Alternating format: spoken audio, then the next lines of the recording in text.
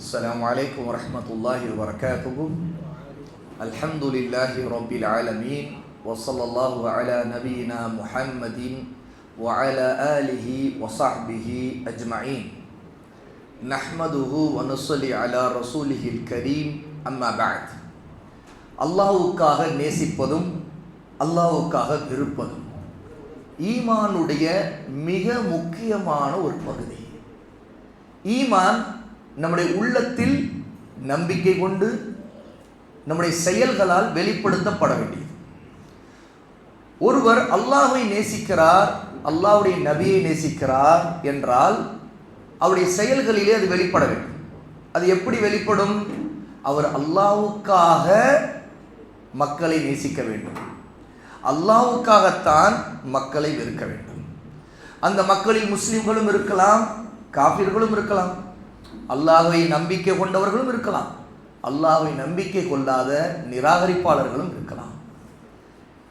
இது அன்பு, நேசம், உள்ளத்திலிருந்து வெளிப்படக்கூடிய இந்த உணர்வு ஈமானோடு சேர்ந்தது.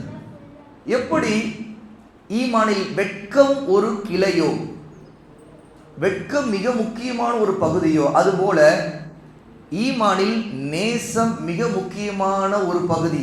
இன்னும் சொல்ல போனால் அது ஒரு நிபந்தனை. ஈமான் இந்த நேசம் இல்லாமல் இல்லை. இந்த விஷயத்தை நம்முடைய அகீதா புத்தகங்களில், நம்முடைய அஹ்லுஸ் சுன்னா வல் ஜமாஅ, சுன்னாவை பின்பற்றக்கூடிய சஹாபாவுடைய சரியான மார்க்க புரிதலை பின்பற்றி அவருடைய கொள்கையில் இருக்கக்கூடிய அறிஞர்கள் அல் வலா வல் பரா என்று அவங்களுடைய அகீதா புத்தகத்தில் குறிப்பிட்டிருக்கிறார்கள். அல் வலா என்று சொன்னால் நெருக்கம் கடைபிடிப்பது, அல் பரா என்று சொன்னால் விலகி இருப்பது. இந்த ரெண்டுத்துக்கும் மிக முக்கியமானது அன்பு தான். அன்பு, வெறுப்பு.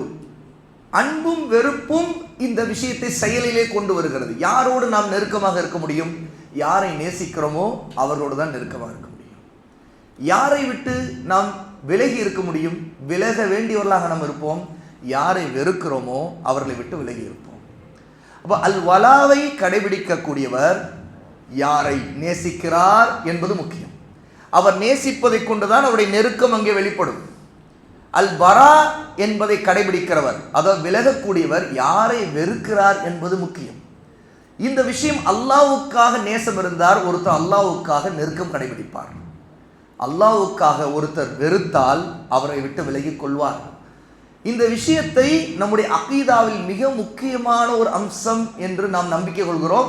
என்றால் இது நம்முடைய அகீதா, நம்முடைய உள்ளத்தில் உள்ள இந்த நேசம் அல்லது வெறுப்பு என்பது நம்முடைய செயல்களில் இருந்து நம்முடைய வாழ்க்கையிலே பல விதத்தில் பலரிடமும் வெளிப்பட வேண்டும். ஆகவேதான் இந்த விஷயத்தை இமாம் இப்னு தைமியா ரஹிமஹுல்லாஹி தஆலா 3 வகைப்படுத்துகிறார்கள். அல் வலா வல் பரா, நேசிப்பதும் வெறுத்து விலகுவதும் 3 வகையாக இருக்கிறது. முதல் வகையில் முழுக்க முழுக்க நேசத்திற்குரியவர்கள். அந்த முதல் வகையில் இருக்கக்கூடியவர்கள் யார் என்றால் முதலில் நபிமார்கள், அதாவது மனிதர்களில். இதிலே நாம் மிகவும் நேசிப்பவன் அல்லாஹ். வல்லதீன ஆமனு அஷத்து ஹுப்பல் லில்லாஹ். அல்லாஹ் சொல்லுகிறான், அல்லாஹ்வை ஈமான் கொண்டவர்கள் அல்லாஹ்வை மிக உறுதியாக கடுமையாக நேசிப்பார்கள். அவர்கள்தான் முஃமின்கள். அவர் அந்த நேசம் உள்ளவர்கள் அல்லாஹ்வுடைய நபியையும் நேசிப்பார்கள், அல்லாஹ்வையும் அவருடைய நபியையும் நேசிக்கக்கூடிய முஃமின்களை நேசிப்பார்கள். ஆக நபிமார்களை நேசிப்பார்கள், சாலிஹான நல்லோர்களை நேசிப்பார்கள், சுன்னாவை பின்பற்றக்கூடிய தக்வா உள்ள நல்ல மனிதர்களை நேசிப்பார்கள். இந்த நேசத்திற்குரியவர்கள் நம்முடைய உண்மையான முழுமையான நேசத்திற்குரியவர்கள். இது முதல் வகையினர். இரண்டாவது வகையினர் முழுமையாக நம்முடைய வெறுப்புக்குரியவர்கள். முழுமையாக வெறுப்புக்குரியவர்கள் யார்? யார் அல்லாஹ்வை, அவருடைய நபியை நம்பவில்லையோ, ஏற்கவில்லையோ, நிராகரித்து விட்டார்களோ அவர்கள் எல்லோரும் முழுமையான வெறுப்புக்குரியவர்கள். நாம் அவர்களை நேசிக்க முடியாது. ஒரு முஃமினை நேசிப்பதை போல ஒரு காஃபிரை நேசிக்க முடியாது. ஒரு யகூதியை, ஒரு நசாராவை உளப்பூர்வமாக நாம் நேசிக்க முடியாது. நம்முடைய கொடுக்கல் வாங்கல் உலக விஷயங்களோடு உள்ள உறவுகள் இருக்கும். ஆனால் நாம் மனதால், உள்ளத்தால் மிகவும் நேசத்திற்குரியவர்களாக நாம் அவர்களை ஆக்க முடியும். ஏனென்றால் அவர்கள் அல்லாஹ்வை நிராகரித்தவர்கள், நபியை நிராகரித்தவர்கள், அவனுடைய மார்க்கத்தை நிராகரித்தவர்கள், ஆகவே அவர்கள் மீது முழுமையான வெறுப்பை நம்முடைய உள்ளத்தில் நாம் கொள்ள வேண்டும். இது ஒரு கொள்கை, இது அடிப்படை, இது அகீதா, இது நம்முடைய நம்பிக்கை. எப்படி முழுமையான நேசத்தை அல்லாஹ்வின் மீதும் அவருடைய நபியின் மீதும் அல்லாஹையும் நபியையும் நேசித்தவர்கள் மீதும், அதாவது முஸ்லிமான அனைவர் மீதும் நாம் காட்டுகிறோமோ, அதுபோலத்தான் அல்லாஹையும் அவருடைய நபியையும் நிராகரித்தவர்கள் மீது நாம் நம்முடைய வெறுப்பை காட்டுவோம். மூன்றாவது வகையினர், நேசமும் வெறுப்பும் கலந்த நிலையில் நாம் அணுகப்பட வேண்டியவர்கள். நாம் அவர்கள் நேசிப்போம், அதே நேரத்தில் வெறுப்போம். இந்த ரெண்டும் நம்முடைய உள்ளத்தில் இருக்கும், அது நம்முடைய செயல்களில் வெளிப்படும்.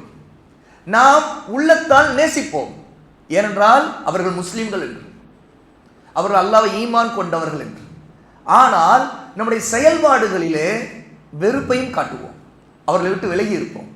அவர்கள்தான் அல்லாஹ்வுக்கும் தூதருக்கும் வெளிப்படையாக மாறு செய்யக்கூடிய பாவிகள், மார்க்கம் தடுத்த காரியங்களை செய்யக்கூடியவர்கள், குறிப்பாக பித்அத்வாதிகள்.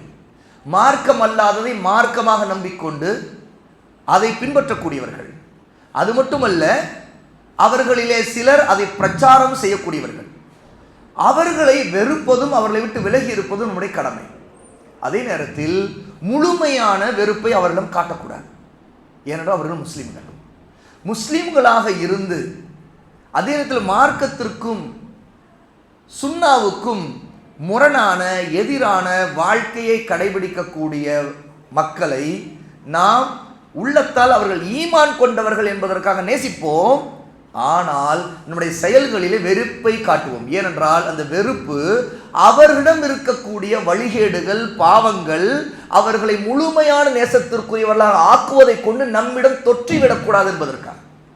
ஏனென்றால் இயல்பு என்ன, ஒரு மனிதன் யாரை அதிகம் நேசிக்கிறானோ அவனோடு அவன் கலந்து விடுவான். அதாவது அவனோடு பழகுவான், பேசுவான், எங்கும் போவான், வருவான், சாப்பிடுவான். இதன் காரணமாக அவனை சந்திப்பான், அவனோடு உட்கார்ந்து பல மணி நேரம் பேசுவான். இதன் காரணமாக அவனிடம் இருக்கக்கூடிய பாவங்கள், வழிகேடுகள், பிதஅத்துகள் நாம் அவனோடு கலப்பதால் நம்மையும் தொற்றி நம்முடைய உள்ளத்தையும் அது பாதித்து நம்முடைய வாழ்க்கையை பாதித்து விடுமோ, நாமும் அவனை போல் ஆகி விடுவோமோ என்கிற பயத்தில் நாம் முஸ்லிம்கள் என்பதற்காக நேசித்தாலும் அவர்கள் வழிகேட்டிலும் பாவத்திலும் பிதஅத்திலும் இருக்கும் வரைக்கும், அவர்கள் தௌபா செய்யாத வரைக்கும் அவர்களை நாம் வெறுப்போம், விலகி இருப்போம், அவர்களோடு ஒன்றி கலக்க மாட்டோம். இந்த அடிப்படையை அல்லாஹ்வுடைய நபி ஸல்லல்லாஹு அலைஹி வஸல்லம் ஒரு மிக முக்கியமான ஹதீஸிலே நமக்கு சொல்லிக் கொடுத்தார்கள். நாம் யாரோடு பழக வேண்டும், யாரோடு நெருக்கம் கடைபிடிக்க வேண்டும், யாரோடு நட்பு கொண்டாட வேண்டும், அவர்கள் யார் என்பதை நாம் அறிய வேண்டும் என்று சொல்லிக் கொடுத்தார்கள். அர்-ரஜுலு அலா தீனி ஹலீலிஹி, ஒரு மனிதன் தன்னுடைய நெருக்கமான தோழனின் மார்க்கத்தில் அவனுடைய கொள்கையில் இருப்பான். ஃபல்யன்துர், ஆகவே நீங்கள் நன்கு பார்த்து கொள்ளுங்கள், மன் யுகாலில், யாரிடம் நீங்கள் நட்பு கொள்கிறீர்கள், யாரிடம் நெருக்கம் கடைபிடிக்கிறீர்கள் என்று பார்த்து கொள்ளுங்கள் என்று சொல்லுகிறார்கள். இமாம் அபூ தாவூத் ரஹிமஹுல்லாஹி தஆலா இந்த ஹதீஸை நமக்கு பதிவு செய்கிறாங்க, ஆதாரபூர்வமான ஹதீஸ். இது சாதாரணமாக பல நேரத்தில் நம்முடைய பேச்சு வழக்கத்திலே சொல்லுவோம். நீ யார் என்று நான் சொல்ல வேண்டுமா, உன் நண்பன் யார் என்று சொல். ஏன், ஒரு நண்பன் தன் நண்பனின் மார்க்கத்தில் இருப்பான், இனம் இனத்தோடு சேரும் என்று சொல்வார்கள் இல்லையா, அதுதான். யாரோடு ஒருத்தன் பழகுகிறான், சகவாசம் யாரோடு வைத்திருக்கிறான், யாரோடு அதிக நேரம் செலவழிக்கிறான், அதை வைத்துத்தான் அவன் என்ன ஆவான் என்பது முடிவாகிறது. ஒரு மனிதன் நல்லவனாக இருக்கிறான், அவனோடு ஒரு கெட்டவன் பழக ஆரம்பித்தால் அவன் நல்லவனாகவே இருக்கின்ற நிலையில் இந்த கெட்டவன் அவனிடமிருந்து நல்லதை கற்பதற்காக பழக ஆரம்பித்தால் இவன் நல்லவனாக மாறலாம். ஆனால் இந்த கெட்டவனை நேசிப்பதால் இந்த நல்லவன் அவனிடம் பழக விரும்பி அவனோடு போகிறான், வருகிறான், சுற்றுகிறான் என்றால் இவன் கெட்டவனாக இருக்க முடியும். இவனை நேசித்ததன் காரணமாக அவனை போன்ற குணாதிசயங்கள், பழக்கங்கள் இவனிடம் வந்துவிடும். இவன் நல்லவன் கெட்டு போய்விடுவான். ஆக இந்த ரசூலுல்லாஹ் சொல்லுகிறார்கள், ஒரு மனிதன் தன்னுடைய நண்பனின் மார்க்கத்தில் இருப்பான், அவனுடைய தீனில் தான் இருப்பான். ஆகவே நீங்கள் உங்களுடைய நண்பன் யார், நீங்கள் யாரிடம் நட்பு கொள்கிறீர்கள் என்பதை கவனியுங்கள் என்று சொல்லுகிறார்கள். அப்போ இது உள்ளம் சம்பந்தப்பட்ட ஒரு விஷயம். ஆகவே நாம் நம்முடைய நேசத்தை ரெண்டு வகையாக பிரிக்கிறோம். முதலாவது தபிஇய்யா, இயற்கையாக ஒவ்வொருவருக்கும் இருக்கக்கூடிய நேசம். நாம் சாப்பிடக்கூடிய உணவிலை சிலதை விரும்பி சாப்பிடுவோம், அந்த சாப்பாடு ரொம்ப பிடிக்கும், அதை நேசிக்கிறோம், அதனுடைய மனம் பிடிக்கும், அவருடைய சுவை பிடிக்கும். இயற்கையில் நம்முடைய ருசி, அந்த உணர்வு அதை விரும்ப வைக்கிறது. நம்முடைய தாயை நேசிப்போம், தந்தையை நேசிப்போம், பிள்ளைகளை நேசிப்போம், கணவன் மனைவியை, மனைவி கணவனை, இந்த மாதிரி நேசங்கள் இது இயற்கையாக இருக்கக்கூடிய நேசம். ஒரு மனிதன் இப்படி நேசம் கொள்வது அல்லாஹ் தஆலா படைப்பிலேயே கொடுத்திருக்கிற நேசம். இது இந்த நேசத்தை தான் மார்க்கம் தபிஇய்யா, இயற்கையான நேசம். இதில் மார்க்கம் குற்றம் பிடிக்காது. ஒருவருடைய தாயை நேசிப்பதால் குற்றம் பிடிக்காது, தந்தையை நேசிப்பதால் குற்றம் பிடிக்காது. ஆனால் இன்னொரு நேசம் மார்க்கம் சொல்லு, தீனியா, மார்க்கம் சார்ந்த நேசம். இந்த மார்க்கம் சார்ந்த நேசம் சட்டங்களோடு வரம்புகளோடு இருக்கிறது. தாயா இருக்கட்டும், தந்தையா இருக்கட்டும், பிள்ளைகளா இருக்கட்டும், எதுவாக இருக்கட்டும், நாம் விரும்பி உண்ட ஒரு உணவா இருக்கட்டும், எதுவாக இருந்தாலும் இந்த மார்க்கங்கிற தீனுடைய பார்வையில் அதை நேசிக்கலாமா வேண்டாமா என்று முடிவு செய்ய வேண்டும். நூஹ் அலைஹிஸ்ஸலாத்து வஸ்ஸலாம் தன்னுடைய மகனை இழந்ததை நினைத்து என்னுடைய மகனே அப்படிங்கிறாங்க. ஏன் மகனை அழைக்கிறாங்க? மகனே, நீ அல்லாஹ்வை ஈமான் கொண்டு இஸ்லாமை ஏற்றுக்கொண்டு நீ உடனே திரும்பி விடு, இதோ இந்த மலையின் கப்பலில் ஏறிக்கொள், இருக்க மேனா, எங்களோடு நீ இந்த கப்பலில் ஏறிக்கொள் என்று சொல்லுகிறார். அந்த மகன் சொல்லுகிறான், அவன் ஒரு காஃபிர், அவன் அல்லாஹ்வை ஏற்கவில்லை, அவன் முஷ்ரிக், அவன் நபியை பின்பற்றவில்லை, தந்தையே ஒரு நபி, அது முதல் ரசூல், அவரையும் நிராகரித்து விட்டான். ஆனால் தந்தைக்கும் மகனுக்குமான உறவு அங்கே இருக்கிறது. ஆகவே தந்தையா இருக்கக்கூடிய நூஹ் தன் மகனிடம் அவன் இப்ப அழிய போகிறானே என்கிற கவலையோடு, அந்த பாசத்தின் உணர்வோடு, நீ ஈமான் கொண்டு இந்த கப்பலில் ஏறிக்கொள் என்று சொல்கிறான். அவன் என்ன சொல்லுகிறான்? இதோ அந்த மலை இருக்கிறதே, அந்த மலை மீது ஏறி நான் தப்பித்துக் கொள்வேன் என்று சொல்லுகிறான். அல்லாஹ் யார் மீது கருணை காட்டினான், அவர்களை தவிர வேறு யாரும் அல்லாஹ்வுடைய இந்த தண்டனையில் தப்பிக்க முடியாது என்று நூஹ் சொல்லுகிறான். சொல்லி முடிக்கவும் முன்னாடி மகனை காணும். ஏனென்றால் ஒரு பெரிய அலை அவர்களுக்கு மத்தியில் குறுக்கிடுகிறது. அவன் காணா போய்விட்டான், மூழ்கடிக்கப்பட்டு விட்டான். இந்த நேரத்தில் தன்னுடைய மகனை அந்த இழந்த அந்த அதிர்ச்சி, அந்த நேரத்தில் தன் கண் முன்னாடி மகனை இழக்கிற அந்த அதிர்ச்சி நூஹுடைய உள்ளத்தை பாசத்தால் துடிக்க வைக்கிறது. உடனே நபிமார்கள் தங்களுடைய எந்த பிரச்சனையும் அல்லாஹ்விடம் தானே முறையிடுவார்கள். உடனே அல்லாஹ்விடம் தன்னுடைய மகனுக்காக நூஹ் முறையிடுகிறான்.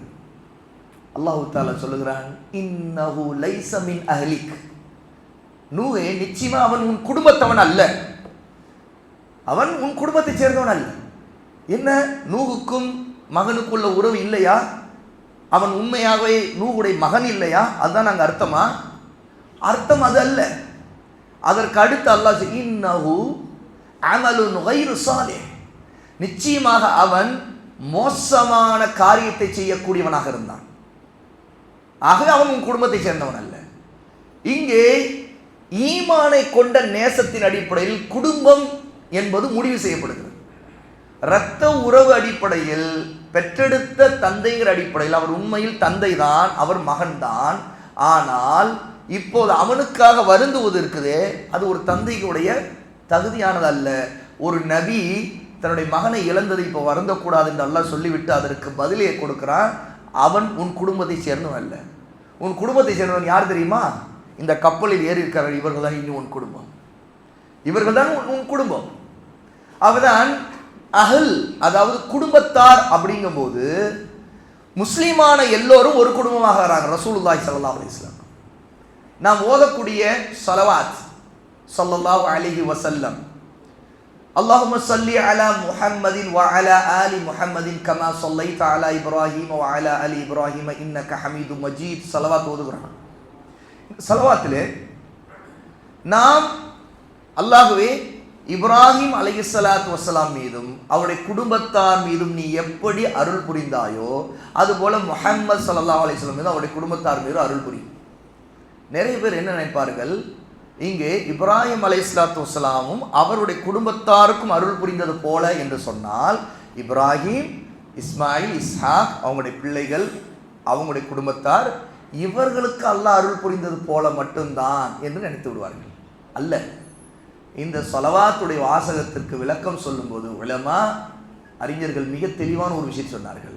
இங்கே நாம் ஸலவாத் சொல்லி அருள் வளத்தை கேட்கும்போது, அல்லாஹ்வுடைய கருணையை கேட்கும்போது, அதற்கு அடுத்த வாசகம் பாரிக் அலா முஹம்மதின் பரக்கத்தை கேட்கும்போது, ரசூலுல்லாவுடைய குடும்பத்தாரையும் இப்ராஹிம் குடும்பத்தாரையும் மட்டும் நாம் துவா செய்யவில்லை, அருளையும் பரக்கத்தையும் கேட்கவில்லை, அவர்களுக்கும் கேட்கிறோம், அவர்கள் ஈமான் கொண்ட அனைவருக்கும் கேட்கிறோம். அதில் நாமும் அடங்குவோம். நமக்கும் அல்லாஹ்வுடைய அருளையும் பரக்கத்திலையும் கேட்கிறோம். நிறைய பேர் என்ன நினைப்பார்கள், இது ரசூலுல்லாவுடைய இப்ராஹிம் அலைஹிஸ்ஸலாம் குடும்பத்தாருக்கு மட்டும் கேட்கிற துவா. ஏனென்றால் குடும்பத்தார் என்று சொல்லும்போது நாம் புரிந்து கொண்டிருக்கிற குடும்பம் என்பது தந்தை, மகன், கணவன், மனைவி இந்த உறவோடு அமைந்தது மட்டும்தான் குடும்பம் என்று நினைக்கிறோம். ஆனால் இங்கே கேட்கப்படுகிற துஆ, இங்கே குடும்பம் என்று சொல்லப்படுது. ஒரு நபி என்று வந்தால் நபியை ஈமான் கொண்ட எல்லோரும் ஒரு குடும்பம், அந்த நபியின் குடும்பத்தார். இங்கே நூஹ் அலைஹிஸ்ஸலாத்து வஸலாமிடம் அவன் உன் குடும்பத்தவன் அல்ல என்று சொன்னா, அவன் ஈமான் கொள்ளாதவன், அவன் ஒரு காஃபிர், ஆகவே அவன் உன் குடும்பத்தில் உள்ளவன். இப்போது யாரெல்லாம் நூஹே உன்னை ஈமான் கொண்டிருக்கிறார்களோ, இந்த கப்பலில் ஏறி இருக்கிறார்களோ, அவர்கள் தான் உன் குடும்பத்தவர்கள். ஆகவே இன்னஹு லைஸ மின் அஹ்லி, ஏனென்றால் நூஹ் இதுவரை ஏற்றிக் கொண்டிருந்தது யாரை? தன்னை ஈமான் கொண்டவர்களை. அவர்கள் நூஹுக்கு குடும்பம்.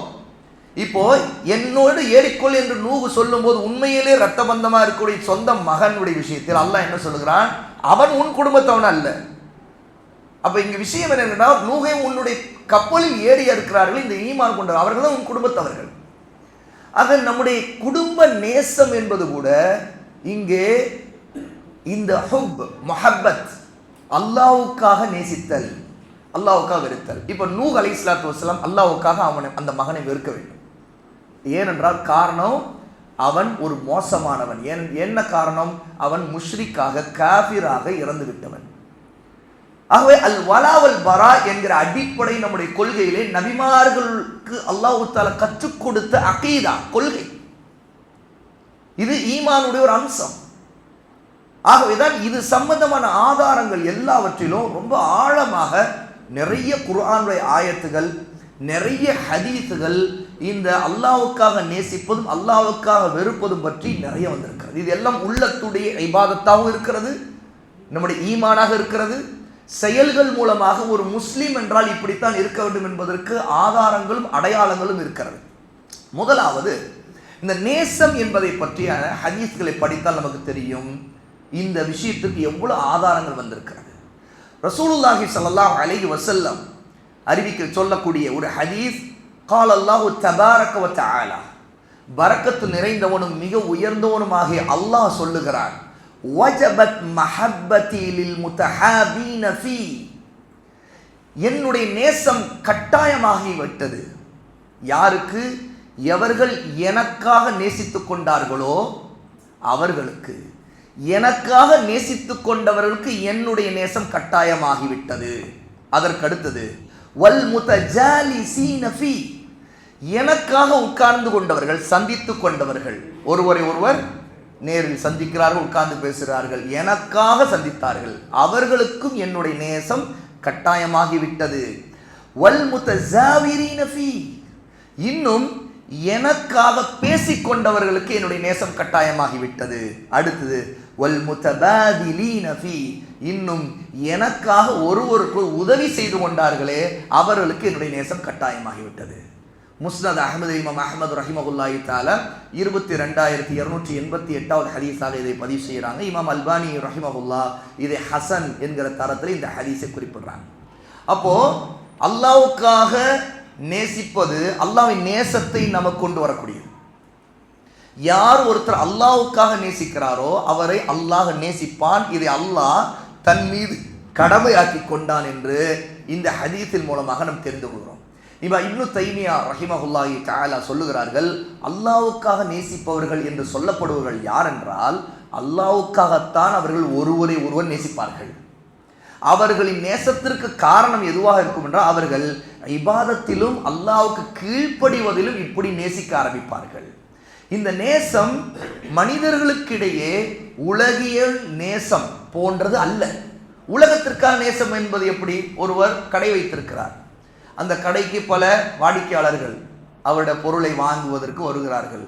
அவர்களுக்கும் இவருக்கும் ஒரு பழக்கம் இருக்கும், ஒரு மரியாதை, ஒரு நேசம் இருக்கும். இது உலகத்திற்கு வரக்கூடிய நேசம். ஏனென்றால் இந்த நேசம் ஏன் வருகிறது? அவரிடம் பொருளை வாங்குவதால், பழகுவதால் இந்த நேசம் வந்திருக்கிறது. இதற்கும் மார்க்கத்திற்கு சம்பந்தமே இல்லை. ஆனால் அல்லாஹ்வுக்காக நேசிப்பது என்று ஒருவரிடம் இருந்தால் அது அல்லாஹ்வுக்கு கீழ்ப்படிவதனாலும் அல்லாஹ்வை வணங்குவதனாலும் ஒருவரை நேசிக்கிறார். ஒருவரை நீங்கள் நேசிக்கிறீர்கள், உண்மையிலே அவர் அல்லாஹ்வுக்கு கீழ்ப்படுகிறார், அல்லாஹ்வுடைய நபியை பின்பற்றுகிறார், அதை நீங்கள் பார்க்கிறீர்கள். அவர் அல்லாஹ்வுக்கு அஞ்சுகிறார், இதை இதற்காக அவரை நேசிக்கிறீர்கள். அப்படின்ற இது அல்லாஹ்வுக்காக வந்த நேசம். ஏன்னா வேறு எந்த நோக்கமும் அங்கே இல்லை. இன்னொரு ஹதீஸ் நாம் பார்க்க வேண்டிய ஒரு மிக முக்கியமான ஹதீஸ். இந்த ஹதீஸ் மிக மிக நாம் அதிகமாக கேள்விப்பட்ட ஹதீஸும் கூட. அனஸ் இப்னு மாலிக் ரலியல்லாஹு அன்ஹு قال அனஸ் ரலியல்லாஹு அன்ஹு இந்த ஹதீஸை நமக்கு அறிவிக்கிறார்கள். அல்லாஹ்வுடைய நபி ஸல்லல்லாஹு அலைஹி வஸல்லம் சொன்னதாக, ஸலாத்துன் மன் குன்ன ஃபீஹி வஜத ஹலாவத்தல் ஈமான். 3 பண்புகள் இருக்கின்றன. யாரிடம் அந்த 3 பண்புகள் இருக்கின்றனவோ அவர்கள் ஈமானுடைய சுவையை ருசித்து விட்டவர்களாக ஆவார்கள். முதலாவது, மன் கான அல்லாஹு வ ரசூலுஹு அஹப்ப இலைஹி மிம்மா சிவாஹுமா.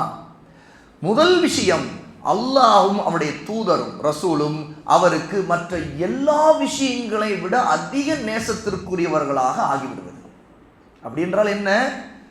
அவருக்கு இந்த உலகமும் இந்த உலகத்தில் உள்ள எந்த மனிதர்களும் இந்த உலக வஸ்துக்களும் எதுவுமே அல்லாஹ்வுக்கும் அவருடைய நபிக்கும் பிறகுதான். அவருடைய பெத்தெடுத்த தாயாக இருந்தாலும் அல்லாஹ்வுக்கும் அவருடைய நபிக்கும் அடுத்துதான். அவர் நேசிக்கக்கூடிய எவ்வளோ பெரிய சொத்துக்கள் சுகங்கள் எதுவாக இருக்கட்டும் அல்லாஹ்வுக்கும் அவருடைய நபிக்கும் பிறகுதான். என்றால் அவர் இந்த உலகத்திலும் இந்த அவர் பார்க்கிற மனிதர்களிலும் எல்லாரை காட்டிலும் அல்லாஹ்வையும் அவருடைய நபியையும் தான் அதிகமாக நேசிக்கிறார். அப்படி அவருடைய நேசம் இருந்தால், அதை நிரூபித்தால் அது அவருடைய ஈமானுடைய சுவையாக அவருக்கு தெரியும். இரண்டாவது நேசம், இரண்டாவது பண்பு, வமன் அஹப்ப அப்தன் லா யுஹிப்புஹு இல்லா லில்லாஹ். ஒருவரை அல்லாஹ்வுக்காக, ஒரு அடியானை அல்லாஹ்வுக்காக தவிர வேறு எதற்காகவும் நேசிக்காமல் இருப்பது. அல்லாஹ்வுக்காக மட்டும்தான் நேசிக்கிறார். ஏன் அவரை நேசிக்கிறார்? வேறு ஏதோ கொடுக்கல் வாங்கலாம் அல்ல வேறு ஏதோ காரணங்கள் இருக்குது? எந்த காரணமும் இல்லை. அவர் ஒரு முஸ்லீம், அவர் சுன்னாவை பின்பற்றக்கூடிய தக்குவா உள்ளவர், அவரை நான் அறிந்த வரைக்கும் அல்லாஹ்வுக்கு மாறு செய்யக்கூடாதுன்னு நினைக்கக்கூடியவர். ஆகவே அவரை எனக்கு பிடிக்கும். ஆக இது அல்லாஹ்வுக்காக மட்டும் வந்திருக்கு நேசம். அவர் யார் என்று கூட தெரியாமல் இருக்கிறார், அவருடைய பேர் கூட தெரியாமல் இருக்கார். அவரை பற்றி நாம் அறிந்ததிலே, அவரை பார்த்ததிலே உண்மையிலே அல்லாஹ்வுக்காக அவரை நேசிக்கின்ற நிலை. ஆகவேதான் சஹாபா ரலியல்லாஹு அன்ஹும் இந்த ஈமானுடைய ருசியை உணர்ந்தார்கள். ஏனென்றால் அவர்கள் அல்லாஹ்வுடைய நபியை நேசிப்பதிலே அந்த அளவுக்கு யாரை விட அவர்கள் அல்லாஹ்வை அல்லாஹ்வுடைய நபியை நேசித்தார்கள். அல்லாஹ்வுக்காகத்தான் நபியை நேசித்தார்கள். ஆகவேதான் அவர்களுடைய சொந்த பிள்ளைகள், தாய் தந்தை, மக்கள், மனைவி எவரை காட்டிலும் அல்லாஹ்வை நபியை அதிகம் நேசித்தார். அல்லாஹ்வுடைய நபி ஸல்லல்லாஹு அலைஹி வஸல்லம் சொன்னார், லா யுமினு அஹதுக்கும் ஹத்தா அகூன அஹப்ப இலைஹி மின் வாலிதிஹி வ வலதிஹி வன்னாஸி அஜ்மஈன். உங்கள் யாரும் தங்களுடைய தாய் தந்தையை விட, தங்களுடைய பிள்ளைகளை விட, எல்லா மனிதர்களை விட என்னை நேசத்திற்குரியவனாக ஆக்கிக் கொள்ளாத வரைக்கும் நீங்கள் உண்மையான ஈமான் கொண்டவர்களாக ஆக முடியாது என்று ரசூலுல்லாஹ் சொன்னாங்க. அப்போ அந்த அளவுக்கு, இன்னும் சொல்லப்பட தன்னுடைய உயிரை விட. ஏன் அல்லாஹ் தஆலா சொல்றாரு, அன்-நபி அவுலா பில் முஃமினீன மின் அன்ஃபுஸிஹிம். இந்த நபி முஃமின்களுக்கு, அல்லாஹ்வை ஈமான் கொண்டவர்களுக்கு தங்களுடைய உயிர்களை விட மிகவும் மேலானவர், மிகவும் உயர்ந்தவர். அப்போ இந்த நேரத்தில் இதுதான் அந்த ஈமானுடைய அடையாளமாக இருந்து கொண்டிருக்கிறது. இந்த ஹதீஸின் மூலமாக நாம் 2 பண்புகளை, ஒருவர் அல்லாஹ்வுக்காக நேசிப்பதை கொண்டும், அதாவது அல்லாஹ்வையும் அல்லாஹ்வுடைய தூதரையும் எல்லாவற்றையும் விட நேசிப்பதும், அல்லாஹ்வுக்காக மட்டுமே ஒருவர் நேசிப்பது ஈமானுடைய ருசியை அவருக்கு தந்துவிடும். மூன்றாவது ஒரு பண்பு ரசூலுல்லாஹி ஸல்லல்லாஹு அலைஹி வஸல்லம், மன் யக்ர வ மன் யக்ரஹு அய்யூத ஃபில் குஃப்ரி கமா யக்ரஹு அய்யுக்தஃப ஃபின்னார். ஒருவர் குஃப்ரிலிருந்து, அல்லாஹ்வை நிராகரிக்கிற, அவனுடைய கட்டளை நிராகரிக்கிற கொள்கையிலிருந்து, அந்த தன்மையிலிருந்து வெளியேறிய பிறகு திரும்ப அந்த குஃப்ருக்கு போவதை, தான் நெருப்பில் தூக்கி வீசப்படுவதை வெறுப்பது போல குஃப்ரை வெறுப்பது. அப்போ இந்த தன்மை அவருடைய உள்ளத்தில் அவர் ஈமானுடைய ருசியை உணர்ந்து விட்டார் என்று ரசூலுல்லாஹி ஸல்லல்லாஹு அலைஹி வஸல்லம் சொல்றாங்க. இமாம் புகாரி ரஹிமஹுல்லாஹி தஆலா இந்த ஹதீஸை 21வது ஹதீஸாக பதிவு செய்திருக்கிறாங்க. அப்போ இந்த ஆதாரம் மிக முக்கியமான ஒன்றை குறிப்பிடுது. உள்ளத்திலே கொள்கிற நேசம் அல்லாஹ்வுக்காக மட்டும் வர வேண்டும். ஒருவரை நேசிப்பது என்றால் அல்லாஹ்வுக்காகத்தான் நேசிக்க வேண்டும். அப்படி உண்மையிலே யார் அந்த நிபந்தனைப்படி நேசிக்கிறாரோ அவர் ஈமானுடைய ருசியை உணர முடியும். இந்த நிபந்தனைப்படி நேசிக்காமல் தன்னுடைய விருப்பத்துக்காக அல்லது தன்னுடைய அறிவுக்காக அல்லது தனக்கு வரக்கூடிய உலக ஆதாயத்துக்காக அல்லது தன்னுடைய கட்சிக்காரன் என்பதற்காக அல்லது தன்னுடைய நிறத்துக்காரன், தன்னுடைய மொழி பேசக்கூடியவன், அல்லது என்னதான் அவன் யாராக இருந்தாலும் அவன் என்னதான் எங்கள் ஜமாத்துக்காரன் அல்லது எங்களுடைய தலைவரை பின்பற்றுகிறவன் என்கிற காரணங்களுக்காக வந்தால் அது அல்லாஹ்வுக்காக வந்த நேசம் அல்ல. அந்த ஜமாத்துக்காக, அந்த கட்சிக்காக, அந்த தலைவனுக்காக, இப்படிப்பட்ட காரணங்கள் தான் அதில் இருக்குது. அது உண்மையில் அல்லாஹ்வுக்காக உள்ள நேசம் அல்ல. இன்னும் சில ஹதீஸ்களில் இந்த நேசத்துடைய சிறப்பை நாம் பார்க்கிறோம். ரசூலுல்லாஹி ஸல்லல்லாஹு அலைஹி வஸல்லம் மறுமை நாளில், நியாய தீர்ப்பு நாளில் இந்த நேசம் கொண்டவர்களுக்கு அல்லாஹ்விடம் அவருடைய அர்ஷுடைய நிழல் கிடைப்பதை குறிப்பிட்டிருக்கிறார். ஆக இந்த நேசம் எவ்வளவு முக்கியமானதாக இருந்தால் அர்ஷுடைய நிழல் கிடைக்கிற அளவிற்கு மறுமையிலே மிகப்பெரிய அந்தஸ்தை ஒருத்தருக்கு கொடுக்கும் என்பதற்கு இந்த ஹதீஸ் ஆதாரம். ஏன்னா இந்த ஹதீஸ் நம்ம நிறைய பேருக்கு தெரிந்த ஹதீஸ். ரசூலுல்லாஹி ஸல்லல்லாஹு அலைஹி வஸல்லம் சொல்றதாக அபி ஹுரைரா, அபு ஹுரைரா ரலியல்லாஹு அன்ஹு இந்த ஹதீஸ் அறிவிக்கிறாங்க. சப்அத்துன் யுதில்லுஹுமுல்லாஹு ஃபீ ظில்லிஹி யௌம லா ظில்ல இல்லா ظில்லுஹு. அல்லாஹ்வுடைய நிழல் தவிர வேறு எந்த நிழலும் இல்லாத மறுமை நாளில் 7 பேர் அந்த நிழலில் அல்லாஹ் அவர்களுக்கு நிழல் கொடுப்பான். அந்த நிழல் என்பது அர்ஷுடைய நிழல். ஏனென்றால் அர்ஷுடைய அந்தஸ்தை அல்லாஹ் எப்படி உயர்த்துகிறான் இந்த ஹதீஸில் ரசூலுல்லாஹ் எப்படி சொல்றாங்கன்னா அல்லாஹ்வுடைய நிழல் கொடுக்கக்கூடியது அது. ஆகவே அல்லாஹ்வுடைய நிழல் என்றால் அல்லாஹ்வுடைய ذاتுடைய நிழல் அல்ல, அல்லாஹ்வுடைய உள்ளமை. அல்லாஹ் சுப்ஹானஹு வ தஆலா அவனுடைய உள்ளமை, அவன் இருக்கின்ற அவனுடைய நிழல் அல்ல. அவன் எந்த நிழலை கண்ணியப்படுத்தி மகிமைப்படுத்துகிற அந்த நிழல். ஏனென்றால் சூரியன் மிக அருகாமையில் கொண்டு வரப்பட்டு மனிதர்கள் துடித்து கொண்டு அந்த கொடுமையிலே அந்த உஷ்ணத்தில் இருக்கும் பொழுது நிழலுக்காக எங்கே ஒதுங்க முடியாமல் இருப்பார்கள். என்றால் எந்த மரமும் இருக்காது, எந்த மலையும் இருக்காது, எங்கு எந்த குகையும் இருக்காது, எந்த வீடும் இருக்காது, எங்கும் ஒளிய முடியாது. என்றால் சமதளமாக மேடு பள்ளம் எதுவும் இல்லாத சூரியன் மிக அருகே கொண்டு வரப்பட்ட நிலையில் அந்த மஹ்ஷருடைய நிலைமை இருக்கும். அப்பொழுது அல்லாஹ் தஆலா அர்ஷுடைய அவன் கண்ணியப்படுத்தக்கூடிய மனிதர்களுக்கு அந்த நிழலை கொடுப்பான். அந்த 7 பேரை இந்த ஹதீஸில் ரசூலுல்லாஹி ஸல்லல்லாஹு அலைஹி வஸல்லம் சொல்லும்போது இந்த வாசகத்தை சொல்லுகிறார்கள். ஒரு ரஜுலானி, 2 மனிதர்கள் இருப்பார்கள். அவர்கள் எப்படிப்பட்டதா? தஹாபா ஃபில்லாஹி, அல்லாஹ்வுக்காகவே அந்த 2 பேரும் நேசித்துக் கொண்டார்கள். பிறகு பாருங்கள், இஸ்தமஅ அலைஹி, அந்த நேசத்தின் காரணமாக 2 பேரும் சேர்ந்தார்கள். பிறகு வதஃபர்ரக அலைஹி, அந்த நேசத்தோடு 2 பேரும் சேர்ந்து அப்படி நேசித்தவர்கள் அதே நிலையில் பிரிந்து விட்டார்கள். அதே நிலையில் பிரிந்து விட்டார்கள். அந்த நேசம் இருக்கின்ற நிலையில் பிரிந்தார்கள். இந்த 2 பேர் ரஜுலான், 2 பேர், இவர்கள் 2 பேருக்கும் அர்ஷுடைய நிழல் உண்டு. இப்போ ஒரு கேள்வி, அந்த 2 பேரும் அல்லாஹ்வுக்கு நேசித்தார்கள், சேர்ந்தார்கள், அல்லாஹ்வுக்காகவே பிரிந்தார்கள், அதே நிலையில் பிரிந்தார்கள். அப்படின்றால் என்ன? அதுக்கு அர்த்தம் என்ன? அதே நிலையில் பிரிந்து விட்டார்கள், அதுக்கு அர்த்தம் என்ன? 2 பேருக்கும் சொர்க்கம் இருக்கிறது, 2 பேருக்கும் அல்லாஹ்வுடைய அர்ஷின் நிழல் இருக்கிறது. இந்த கேள்விக்கு பதிலை கண்டுபிடிங்க. 2 பேர் சேர்ந்தார்கள் இல்லையா, ஆனால் பிரிந்தார்களே 2 பேரும் அதே நிலையில் தான் பிரிந்திருக்கிறார்கள்.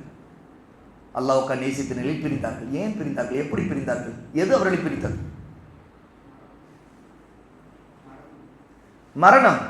பாரக்கல்லாஹு ஃபீக், அல் மௌத். ஏனென்றால் அவர்கள் மௌத்து வரைக்கும் அல்லாஹ்வுக்காக உள்ள நேசத்திலே இருந்தார்கள். அதே நிலையில் தான் அவர்களுக்கு பிரிவு வந்துச்சு. ஷேக் அப்துல் ரஸாக் அல் பத்ர் ஹஃபிதஹுல்லாஹ் என்ற ஜாமியா மதீனாவுடைய மிக முக்கியமான உஸ்தாத், அவர் இந்த ஹதீஸுடைய விளக்கத்தை, உலமா உசுன்னாவுடைய விளக்கத்தை சொல்லும்போது இதே கேள்வி கேட்டார்கள். எப்படி 2 பேரும் அல்லாஹ்வுக்காக நேசித்தார்கள், 2 பேரும் பிரிந்து விட்டார்களே, பிரிந்து விட்டார்கள், அவர்கள் 2 பேருக்குமே அர்ஷுடைய நிழல். எப்படி பிரிந்தார்கள்? ஏன் பிரிந்தார்கள்? அவர்களை பிரித்தது மரணம்தான். அப்படின்னா என்ன? அவர்கள் மரணிக்கின்ற வரைக்கும் அந்த நேசத்தில் உண்மையாக இருந்தார்கள். அவர்கள் அந்த மரணிக்கின்ற நேரம் வர வரைக்கும் அல்லாஹ்வுக்காக மட்டும்தான் நேசித்தார்கள். வேறு எதுவும் அவர்களை பிரிக்கவில்லை. ஏனென்றால் அல்லாஹ்வுக்காக உள்ள நேசம், அந்த மார்க்கத்தின் நேசம், சுன்னாவுடைய நேசம் அவர்களை ஒற்றுமையாக வைத்திருந்தது. அந்த ஒற்றுமையை குலைத்தது மரணம் மட்டும்தான். அவர்கள் எங்கே இருப்பவர்களாக இருக்கலாம், ஆனால் இந்த நேசம் அல்லாஹ்வுக்காக வந்திருந்து அதே நிலையில் தான் சேர்ந்தது. இஸ்தமா அலை, அவர்கள் 2 பேரும் சேர்ந்தது அதுக்காகத்தான். அவர்கள் எங்கேயோ இருந்தவர்கள், ஆனால் அவர்கள் சந்தித்தது, பேசியது, பழகியது எல்லாம் அல்லாஹ்வுக்காக மட்டும்தான் இருந்துச்சு. வேறு எதுக்காக இல்லை. அவர்களுக்கு உள் நோக்கங்கள் எதுவும் இல்லை. அப்படி காட்டிக்கொள்றது, ஆனால் ஏதோ ஒரு பிஸ்னஸ் கிடைக்கும் அதுக்காகத்தான் அவனை சந்திச்சேன், அவரோட பேசிட்டு இருக்கிறேன், அதெல்லாம் இல்லை. என் புருஷன் அதனால தான் நான் அவரோட வாழ்ந்தது இல்லை, என் பொண்டாட்டி அதனால இல்லை.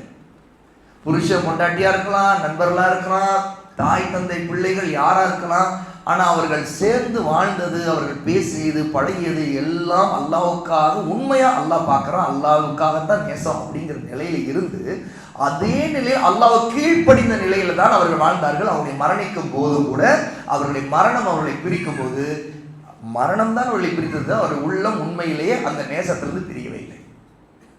அப்படின்னா இந்த நேசம் இதுதான் அல்வலா. இதுக்கு பேர் தான் அல்வலா என்று சொல்லப்படும். வேறு எந்த அளவுகோலும் வைக்கக்கூடாது. அல்லாஹ் உடைய நேசம் மட்டும்தான் அளவுகோல், தீன் தான் அளவுகோல், சுன்னா தான் அளவுகோல். அல்லாஹ்வுக்கு மாறு செய்தால் அந்த நேசம் போயிடும். ஆக 2 பேர் ஒற்றுமையாக பழகிய 2 நண்பர்கள் அவர்கள் பிரிந்தால் அவருடைய பாவம் தான் அவர்களை பிரிக்கும் என்று சொல்லியிருக்காங்க. ஏன் பிரிகிறாங்க அப்படின்னா, அவர்கள் யாராவது ஒருவர் பாவம் செய்திருப்பாங்க அப்படின்னா. இது ஒரு சஹீஹான ஹதீஸ். 2 பேர் நல்லா இருந்தாங்க, நல்லா தான் போயிட்டு இருந்துச்சு, அவங்களுக்கு பிரிவினை இருந்துச்சு அப்படின்னா உலமா அந்த ஹதீஸோட விளக்கத்தில் குறிப்பிடுறாங்க, அந்த 2 பேர் ஒருவர் பிதத்வாதியாக மாறி இருக்கலாம், அல்லது ஒருவர் அல்லாஹ்வுக்கு மாறு செய்ததால் இந்த மனிதன் அவனை வெறுத்திருப்பான். ஏன்னா இவன் அல்லாஹ்வுக்கு கீழ்ப்படிந்தவன், இவன் அல்லாஹ்வுக்கு மாறு செய்கிறான் அவனை வெறுத்தான். அவனை சொல்லி பார்த்தான், நீ செய்யற தப்பு, ஹராம், இது செய்யாத, போகாத, தப்பு, அல்லாஹ் இப்படி சொல்றான். அவர் கேட்கல. இதன் காரணமாக பிரிவினை எப்போது வருது என்றால், அந்த மனிதன் அல்லாஹ்வுக்கு மாறு செய்ததால் அல்லாஹ்வுக்கு கீழ்ப்படியக்கூடியவன் அவரை நேசிக்க மாட்டான். உன்னை விட்டு நான் விலகிக் கொள்கிறேன், விலகிக் கொள்வான். 2 பேரும் சுன்னாவின் மீது உறுதியாக இருந்தார்கள். ஒருவன் வழிகட்டான், பிதத்தான் கொள்கை போனான். சுன்னாவில் இருக்கக்கூடிய ஒரு மனிதன் பிதத்வாதி எப்படி நேசிக்க முடியும்? அவனோடு எப்படி நெருங்கி பழக முடியும்? அவனுடைய எல்லா நோயும் இவனிடம் வந்துடும். அவன் இருக்கிற மன இச்சையான சிந்தனைகள் இவனிடம் வந்துடும். ஆகவே சுன்னாவில் இருக்கிற மனிதன் பிதத்வாதியா இருக்கக்கூடிய ஒரு வழிகட்டவனை நேசிக்க கூடாது, பிரிந்து விடுவான். நான் அல்லாஹ்வுக்காக இவனை விட்டு விலகுகிறேன் என்றால் இந்த 2 பேருக்கு மத்தியில் வந்த பிரிவினை காரணம் ரசூலுல்லாஹி ஸல்லல்லாஹு அலைஹி வஸல்லம் அவர்களில் ஒருவர் பாவம் செய்திருப்பார் அப்படிங்கிறார். இன்னும் நிறைய ஹதீஸ்கள்ல இந்த விஷயத்தை ரசூல் ஸல்லல்லாஹு அலைஹி வஸல்லம் மிக அழுத்தமாக நமக்கு வலியுறுத்துறார். இது ஈமானை முழுமைப்படுத்தக்கூடியது என்று சொல்றாங்க. இது சாதாரண விஷயம் இல்லை. இது ஏன் நம்முடைய அக்கீதாவோடு சம்பந்தப்பட்டது. நாம யார்கிட்டையும் பழகலாம், எல்லாரும் நேசிக்க வேண்டும், இது சாதாரண சொல்றாங்கல்ல. மனிதநேயத்தின் பெயரால் எல்லோரும் நேசியுங்கள், எல்லோரும் குழவுங்கள், எல்லோரும் தோள் கொடுங்கள், எல்லோரும் உட்கார்ந்து சாப்பிடுங்கள், எல்லோரும் போங்க வாங்க, எல்லாம் மதிக்கிறது வேற, கண்ணியப்படுத்துறது வேற, ஒருத்தருடைய உரிமைகளை மதிக்கிறது என்பது வேற. ஆனா உளப்பூர்வமான நேசத்தால் ஒரு நல்லவரிடம், ஒரு சுன்னாவின் மக்களிடம் இருக்கக்கூடிய நேசம் போல வழிகட்டவரிடம் அல்லது வழிகட்ட சிந்தனைகளை கொண்டவனிடம் அல்லது ஒரு பாவியிடம் நாம் அந்த நேசத்தை வெளிப்படுத்த முடியாது. ஒருத்தர் வெளிப்படுத்துறத சொன்னா அவன் ஒரு பொய்யன். 2த்துல ஒன்று தான் இருக்க வேண்டும். அவன் ஒன்று பொய் சொல்றான். உண்மையான இவன் சுன்னாவிலும் அல்லாஹ்வுக்காக நேசிக்கிறவனாக இருந்தால் நான் அவனை நேசிப்பேன் சொன்னா இவன் ஒரு பொய்யன். இல்லை என்றால் இவனுடைய கொள்கை அல்லாஹ்வுக்கு மாறு செய்யக்கூடிய ஒரு வழிகட்டவனை கூட நேசிக்கிற கொள்கை. இது அவனுடைய கொள்கையில் இருக்கிற வழிகேடு. 2த்துல ஏதாவது ஒன்று தான் இருக்க முடியும் என்ற ஒன்றுக்கொன்று முரணானது. ஒருத்தர் நான் அல்லாஹ்வுக்காக நேசிக்கிறேன்னு சொல்ல ஒரு பாவியை வழிகட்டவனை எப்படி நேசிக்க முடியும்? ஒரு காபிரை எப்படி நேசிக்க முடியும்? உலகபூர்வமா எப்படி நேசிக்க முடியும்? ஒரு யகூதியை எப்படி நேசிக்க, ஒரு நசாராவை எப்படி நேசிக்க முடியும்? என் தோழன், நான் பாழிய கால தோழர்கள், நாங்கள் ஒன்றாதான் விளையாடணும், ஒன்றாதான் குழவணும், ஒன்றாதான் படித்தோம், ஒன்றாதான் சாப்பிட்டோம், ஒன்றாவது ஹாஸ்டல்ல இருந்தோம். ஆகவே அவன் என்ன செய்தாலும், அவன் என்ன ஹராமித்தனமா செய்தாலும் அவனோட நான் போவேன், பழகுவேன், நான் தோல் மேல தோல் போட்டுக்கிட்ட சுத்துவேன், அவன்கிட்ட சிரிப்பேன், பேசுவேன். அப்படிங்கிறது எவ்வளவு முரண்பட்ட வாழ்க்கை முறை அது பாருங்க. ஒருவர் அல்லாஹ்வுடைய தீனை நேசிக்கிறார், குஃப்ரான சிஸ்டங்களை நேசிப்பாரா? குஃப்ரான முறைகள், கம்யூனிசத்தை அல்லது டெமோக்ரஸி அல்லது என்னென்ன இனி குஃப்ரான மார்க்கத்துக்கு முரணான விஷயங்களை உளப்பூர்வமா நேசிக்க முடியுமா? அதற்கு ஆதரவளிக்கக்கூடிய, அதற்காக வேலை செய்யக்கூடிய மக்களை அவரோடு சேர்ந்து இயங்குவதும், அவங்களோட பழகுவதும், அவங்களுடைய அந்த அவங்களுடைய செயல்பாடுகளை அங்கீகரிப்பதும் ஒரு முஸ்லீம் செயல்படுத்த முடியுமா? முடியாது. உண்மையிலேயே அந்த வெறுப்பு, உண்மையிலே ஈமானால் உள்ள அந்த வெறுப்பு செயலில் வெளிப்பட வேண்டும். இது ஒரு ஆச்சரியமான ஒரு விஷயத்தை சொல்றேன் பாருங்க. நமக்கே ஆமா உண்மைதான், இதை நாங்களே ஃபீல் பண்ணோம் அப்படின்னு நினைப்பீங்க.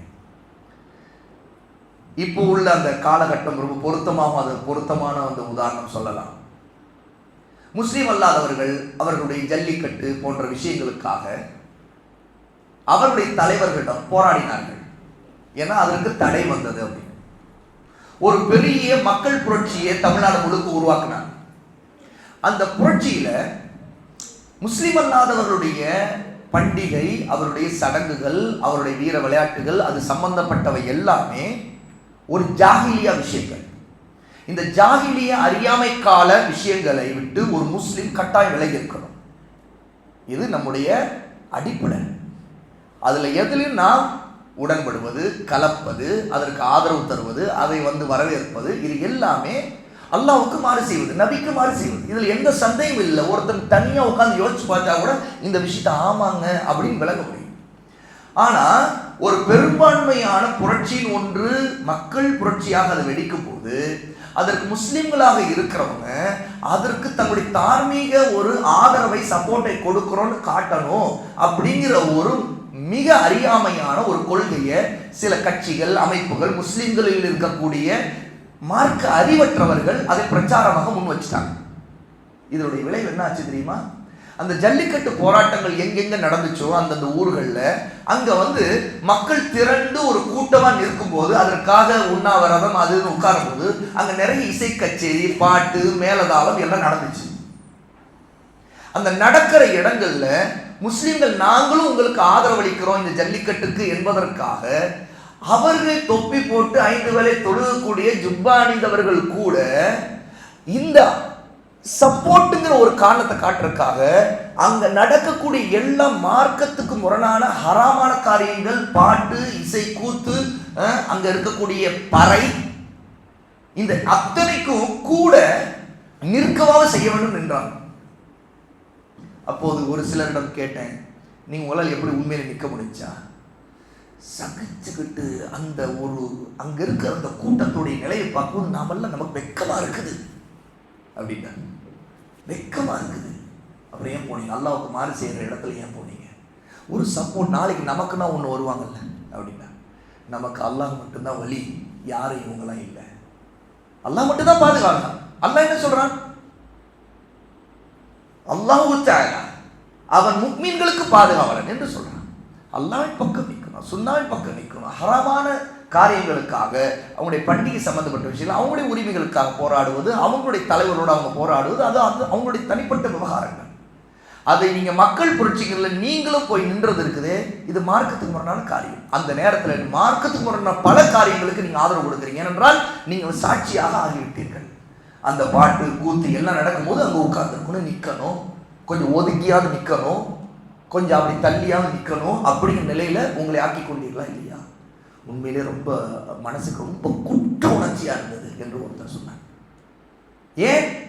ஏன் நீங்கள் அங்கிருந்து கிளம்ப முடியவில்லை? ஏனென்றால் தலைவருடைய கட்டளை, எங்க ஜமாத்துல சொல்லிட்டாங்க, எங்க கட்சியில் சொல்லிட்டாங்க, நீங்க போய் அங்க நில்லுங்க அப்படின்னாங்க.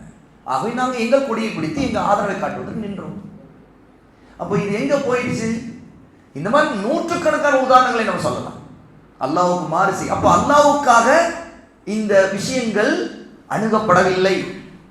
அப்போ அங்க மாறா நம்முடைய தலைவருக்காக, அவர் சொல்ற கொள்கைக்காக, அல்லது ஜனநாயகம்ங்கிற சிஸ்டத்துக்காக, எப்படி ஜனநாயகம்ங்கிற ஒரு சிஸ்டத்துக்காக, இப்படி பல காரணங்களை சொல்லி நாம் அல்லாஹ்வுக்கு மாறு செய்யக்கூடிய காரியங்களில் ஈடுபடணும். இது ஒரு புரட்சிங்கிற அடிப்படையில் ஒரு பெரும் மக்கள் திரளாக நடக்கிறது ஒரு பக்கம்.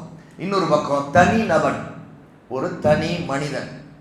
அந்த மனிதன் தனக்கு ஒரு தோழன், தன்னுடைய கல்லூரி தோழன், காலேஜ் மேட், அல்லது தன்னுடைய தான் வேலை செய்யக்கூடிய ஆஃபீஸில் இருக்கக்கூடிய ஒரு கொலீக், இப்படிப்பட்டவங்களோடு ரொம்ப நெருக்கமா அவங்களுடைய விஷயங்கள்ல நாம் அவங்களோட இப்படி பழகினா தான் நல்லது என்பதற்காகவே பாவங்கள்ல அவங்களுக்கு ஒத்துழைக்கக்கூடிய காரியங்களை எத்தனை பேர் செய்கிறாங்க.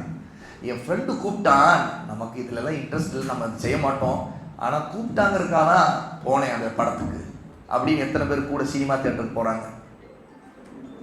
எத்தனை பேர் வேற மார்க்க முரணான காரியங்கள் நடக்கக்கூடிய இடத்துக்கு போய் அங்கே உட்கார்றாங்க. எத்தனை பேர் எங்களுடைய பாஸ் சொன்னார், வேறு வழி இல்லை, அதனால நான் இதுல எல்லாம் கலந்து கொண்டேன் என்று சொல்றாங்க. அப்ப இது எதை காட்டுது கேட்டால் ஈமானுடைய பலவீனத்தை, குறைபாட்டை காட்டுது. இப்ப பாருங்க, இந்த ஹதீஸை பார்க்கணும். முஸ்னத் அஹமதுல இந்த ஹதீஸ் 1930வது ஹதீஸாக இடம்பெறுது. உமர் இப்னு கத்தாப் ரலியல்லாஹு அன்ஹு قال, இது ஒரு அஸராக வந்திருக்குது, ஹதீஸா வந்து. அஸர் என்று சொன்னா சஹாபாக்களுடைய கூற்றுகளாகவும் வந்திருக்குது, இன்னொரு பக்கம் ஹதீஸாகவும் வந்திருக்குது. ஈமான் முழுமை அடைவதை பற்றி சொல்ற ஹதீஸ். ரசூலுல்லாஹி ஸல்லல்லாஹு அலைஹி வஸல்லம், மன் வாலா ஃபில்லாஹி வஆதா ஃபில்லாஹி வஅதா ஃபில்லாஹி வமனஅ ஃபில்லாஹி ஃபகத் இஸ்தக்மலல் ஈமான். ரசூலுல்லாஹ் சொல்றாங்க, யார் அல்லாஹ்வுக்காக நேசித்தாரோ, அல்லாஹ்வுக்காக வெறுத்தாரோ, அல்லாஹ்வுக்காக கொடுத்தாரோ, அல்லாஹ்வுக்காக தடுத்தாரோ, அவர் நிச்சயமாக ஈமானை முழுமைப்படுத்தி விட்டார் என்று சொல்றாங்க.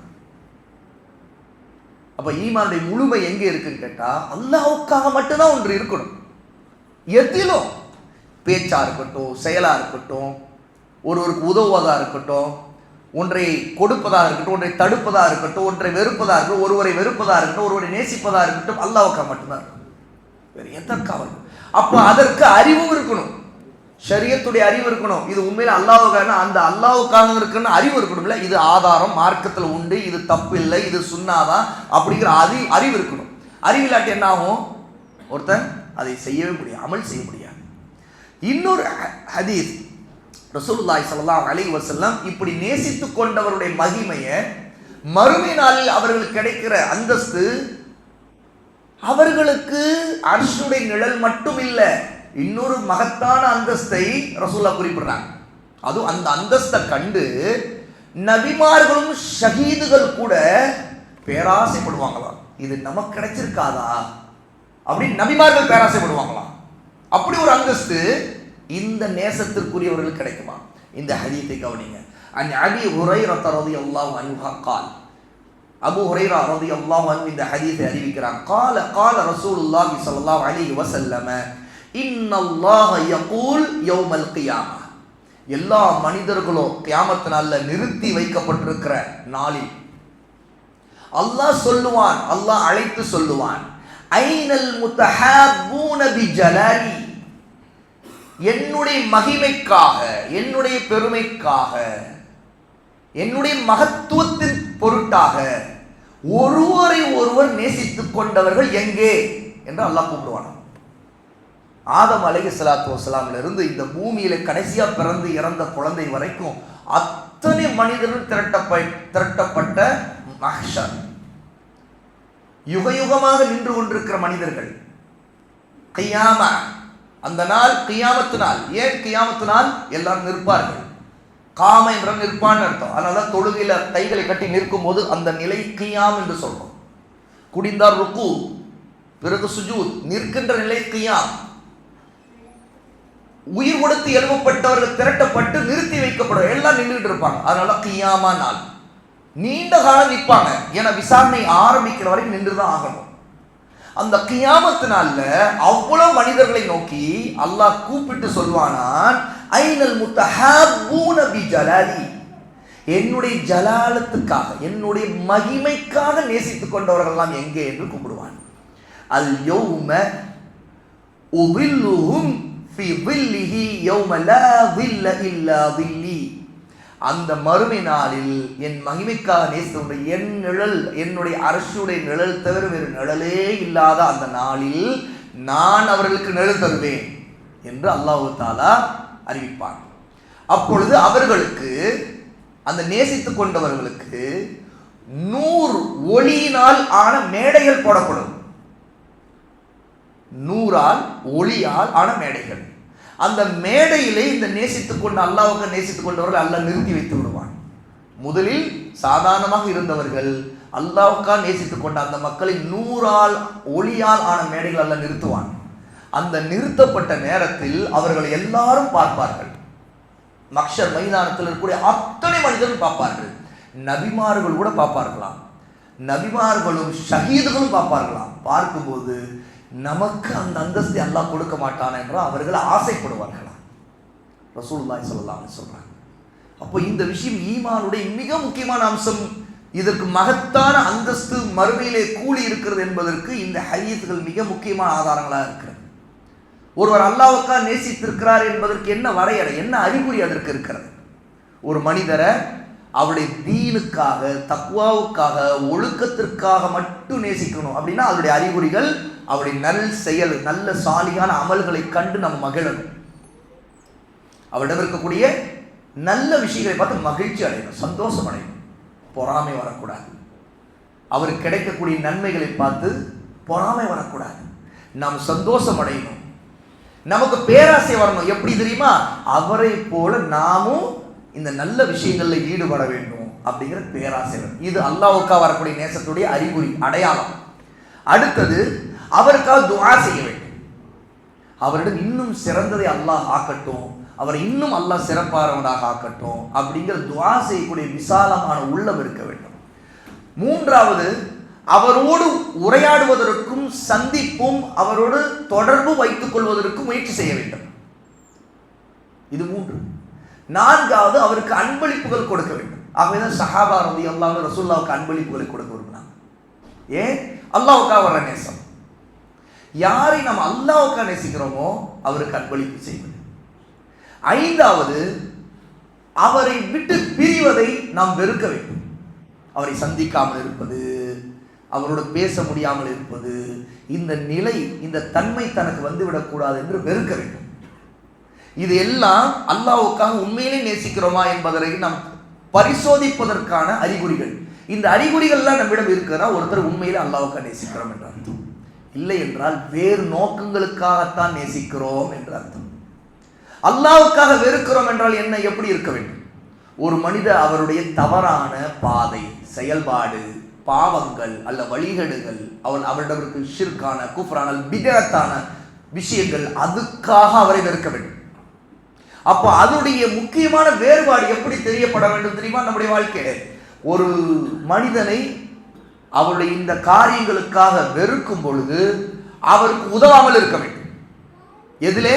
அவருடைய பாவம் இன்னும் வளர்வதற்கோ, அவருடைய வரம்பு மீறல் இன்னும் அதிகமாகுவதற்கோ, அல்லது அவர் பிரபலம் அடைவதற்கோ, அவருக்கு ஆதரவு அதிகரிப்பதற்கு உதவக்கூடாது.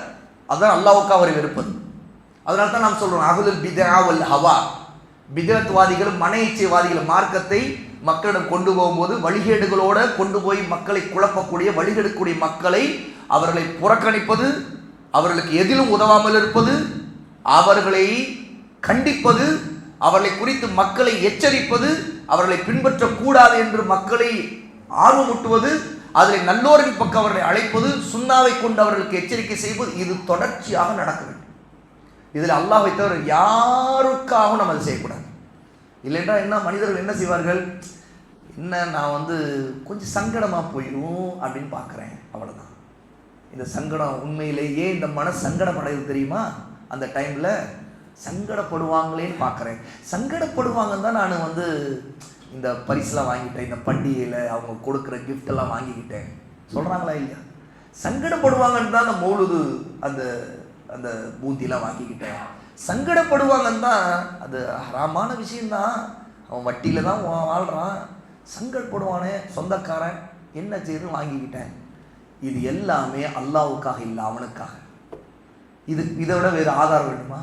ஒருத்தர் சங்கடப்படக்கூடாது, மனசு புண்பட்டு விடுங்கிறதுக்காகத்தான் நான் இப்படி நடந்தேன்னா, அப்போ அல்லாஹ்வுடைய திருப்தியை நாடலாங்க, அந்த குறிப்பிட்ட மனிதனுடைய திருப்தியை நாடப்படுது.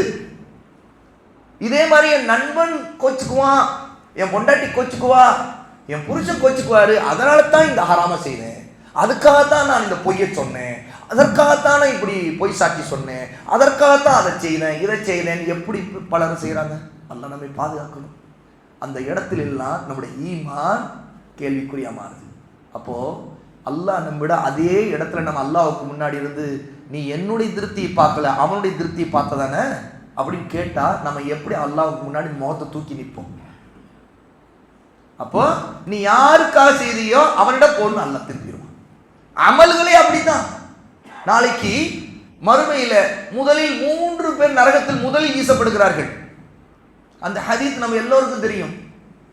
ஒருவர் செல்வந்தர், அவருக்கு அல்லாஹ் தஆலா செல்வத்தை கொடுத்தான், வாரி வழங்கினான்.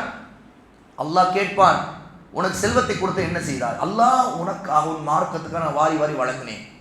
அல்லாஹ் சொல்வான், நீ எனக்காக செய்யவில்லை, உன்னை வள்ளல் என்று சொல்ல வேண்டும், அதற்காக தான் செய்தாய். நீ யாருக்காக செய்தாய்?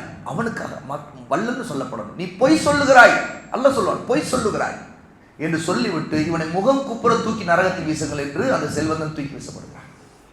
இன்னொருவர் இருக்கிறார், அவர் ஆலிம். அல்லாஹ் கேட்பான், உனக்கு இல்மை கொடுத்த நீ என்ன செய்தாய்? அல்லாஹ் உன்னுடைய மார்க்கத்தை சொன்ன, நான் குரானை ஓதி காட்டினேன், மக்களுக்கு நான் குரானை கற்றுக் கொடுத்தேன் அப்படின்னு சொல்லுவார். அந்த ஹதீஸ் எல்லாருக்கும் நாம் அறிந்த ஹதீஸ். அல்லாஹ் சொல்ல, நீ பொய் சொல்லுகிறாய், உன்னை ஆலிம் காரி பேசப்பட வேண்டும் என்பது விரும்பி அதற்காக தான் நீ செய்தாய், நீ எனக்காக செய்யவில்லை, நீ பொய் சொல்லுகிறாய், இவனை முகம் குப்புற தூக்கி நரகத்தில் வீசுங்கள். அல்லாஹ் தண்டிப்பான், தூக்கி வீசப்படுவான். இன்னொருவர் ஷஹீத், உனக்கு நான் ஆற்றலை கொடுத்தேன், நீ என்ன செய்தாய்? அல்லாஹ் உன் பாதையில நான் உயிரே கொடுத்து விட்டேன், நான் தியாகி ஆகிவிட்டேன்.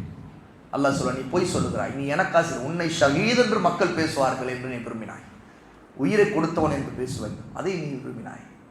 ஆக நீ எனக்காக செய்யவில்லை, பொய் சொல்லுகிறாய், இவனை தூக்கி நரகத்தில் முகம் குப்புற வீசுங்கள். அதாவது இழிவுபடுத்தி தான் அல்லாஹ் வீசுவான். முகம் குப்புற என்பது அதோடைய அர்த்தம் என்ன தெரியுமா?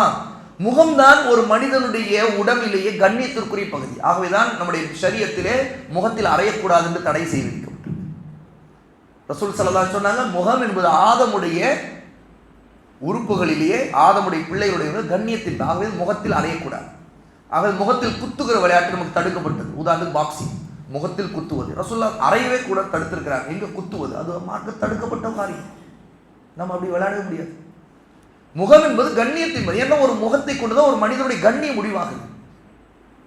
அப்போ ஒரு மனிதனை நரகத்திலே அல்லாஹ் இழிவுபடுத்தி அவனை முதலில் 3 பேர் தூக்கி வீசப்படுகிறார் என்றால் அந்த 3 பேர் முகம் குப்புற அவர்கள் நரகத்தில் வீசப்படுவதற்கு காரணம் அவர் அல்லாஹ்வுக்காக செய்யவில்லை. அமல்களிலே அல்லாஹ்வுக்காக செய்யாதவர்களும் நரகத்திற்கு போவார்கள்.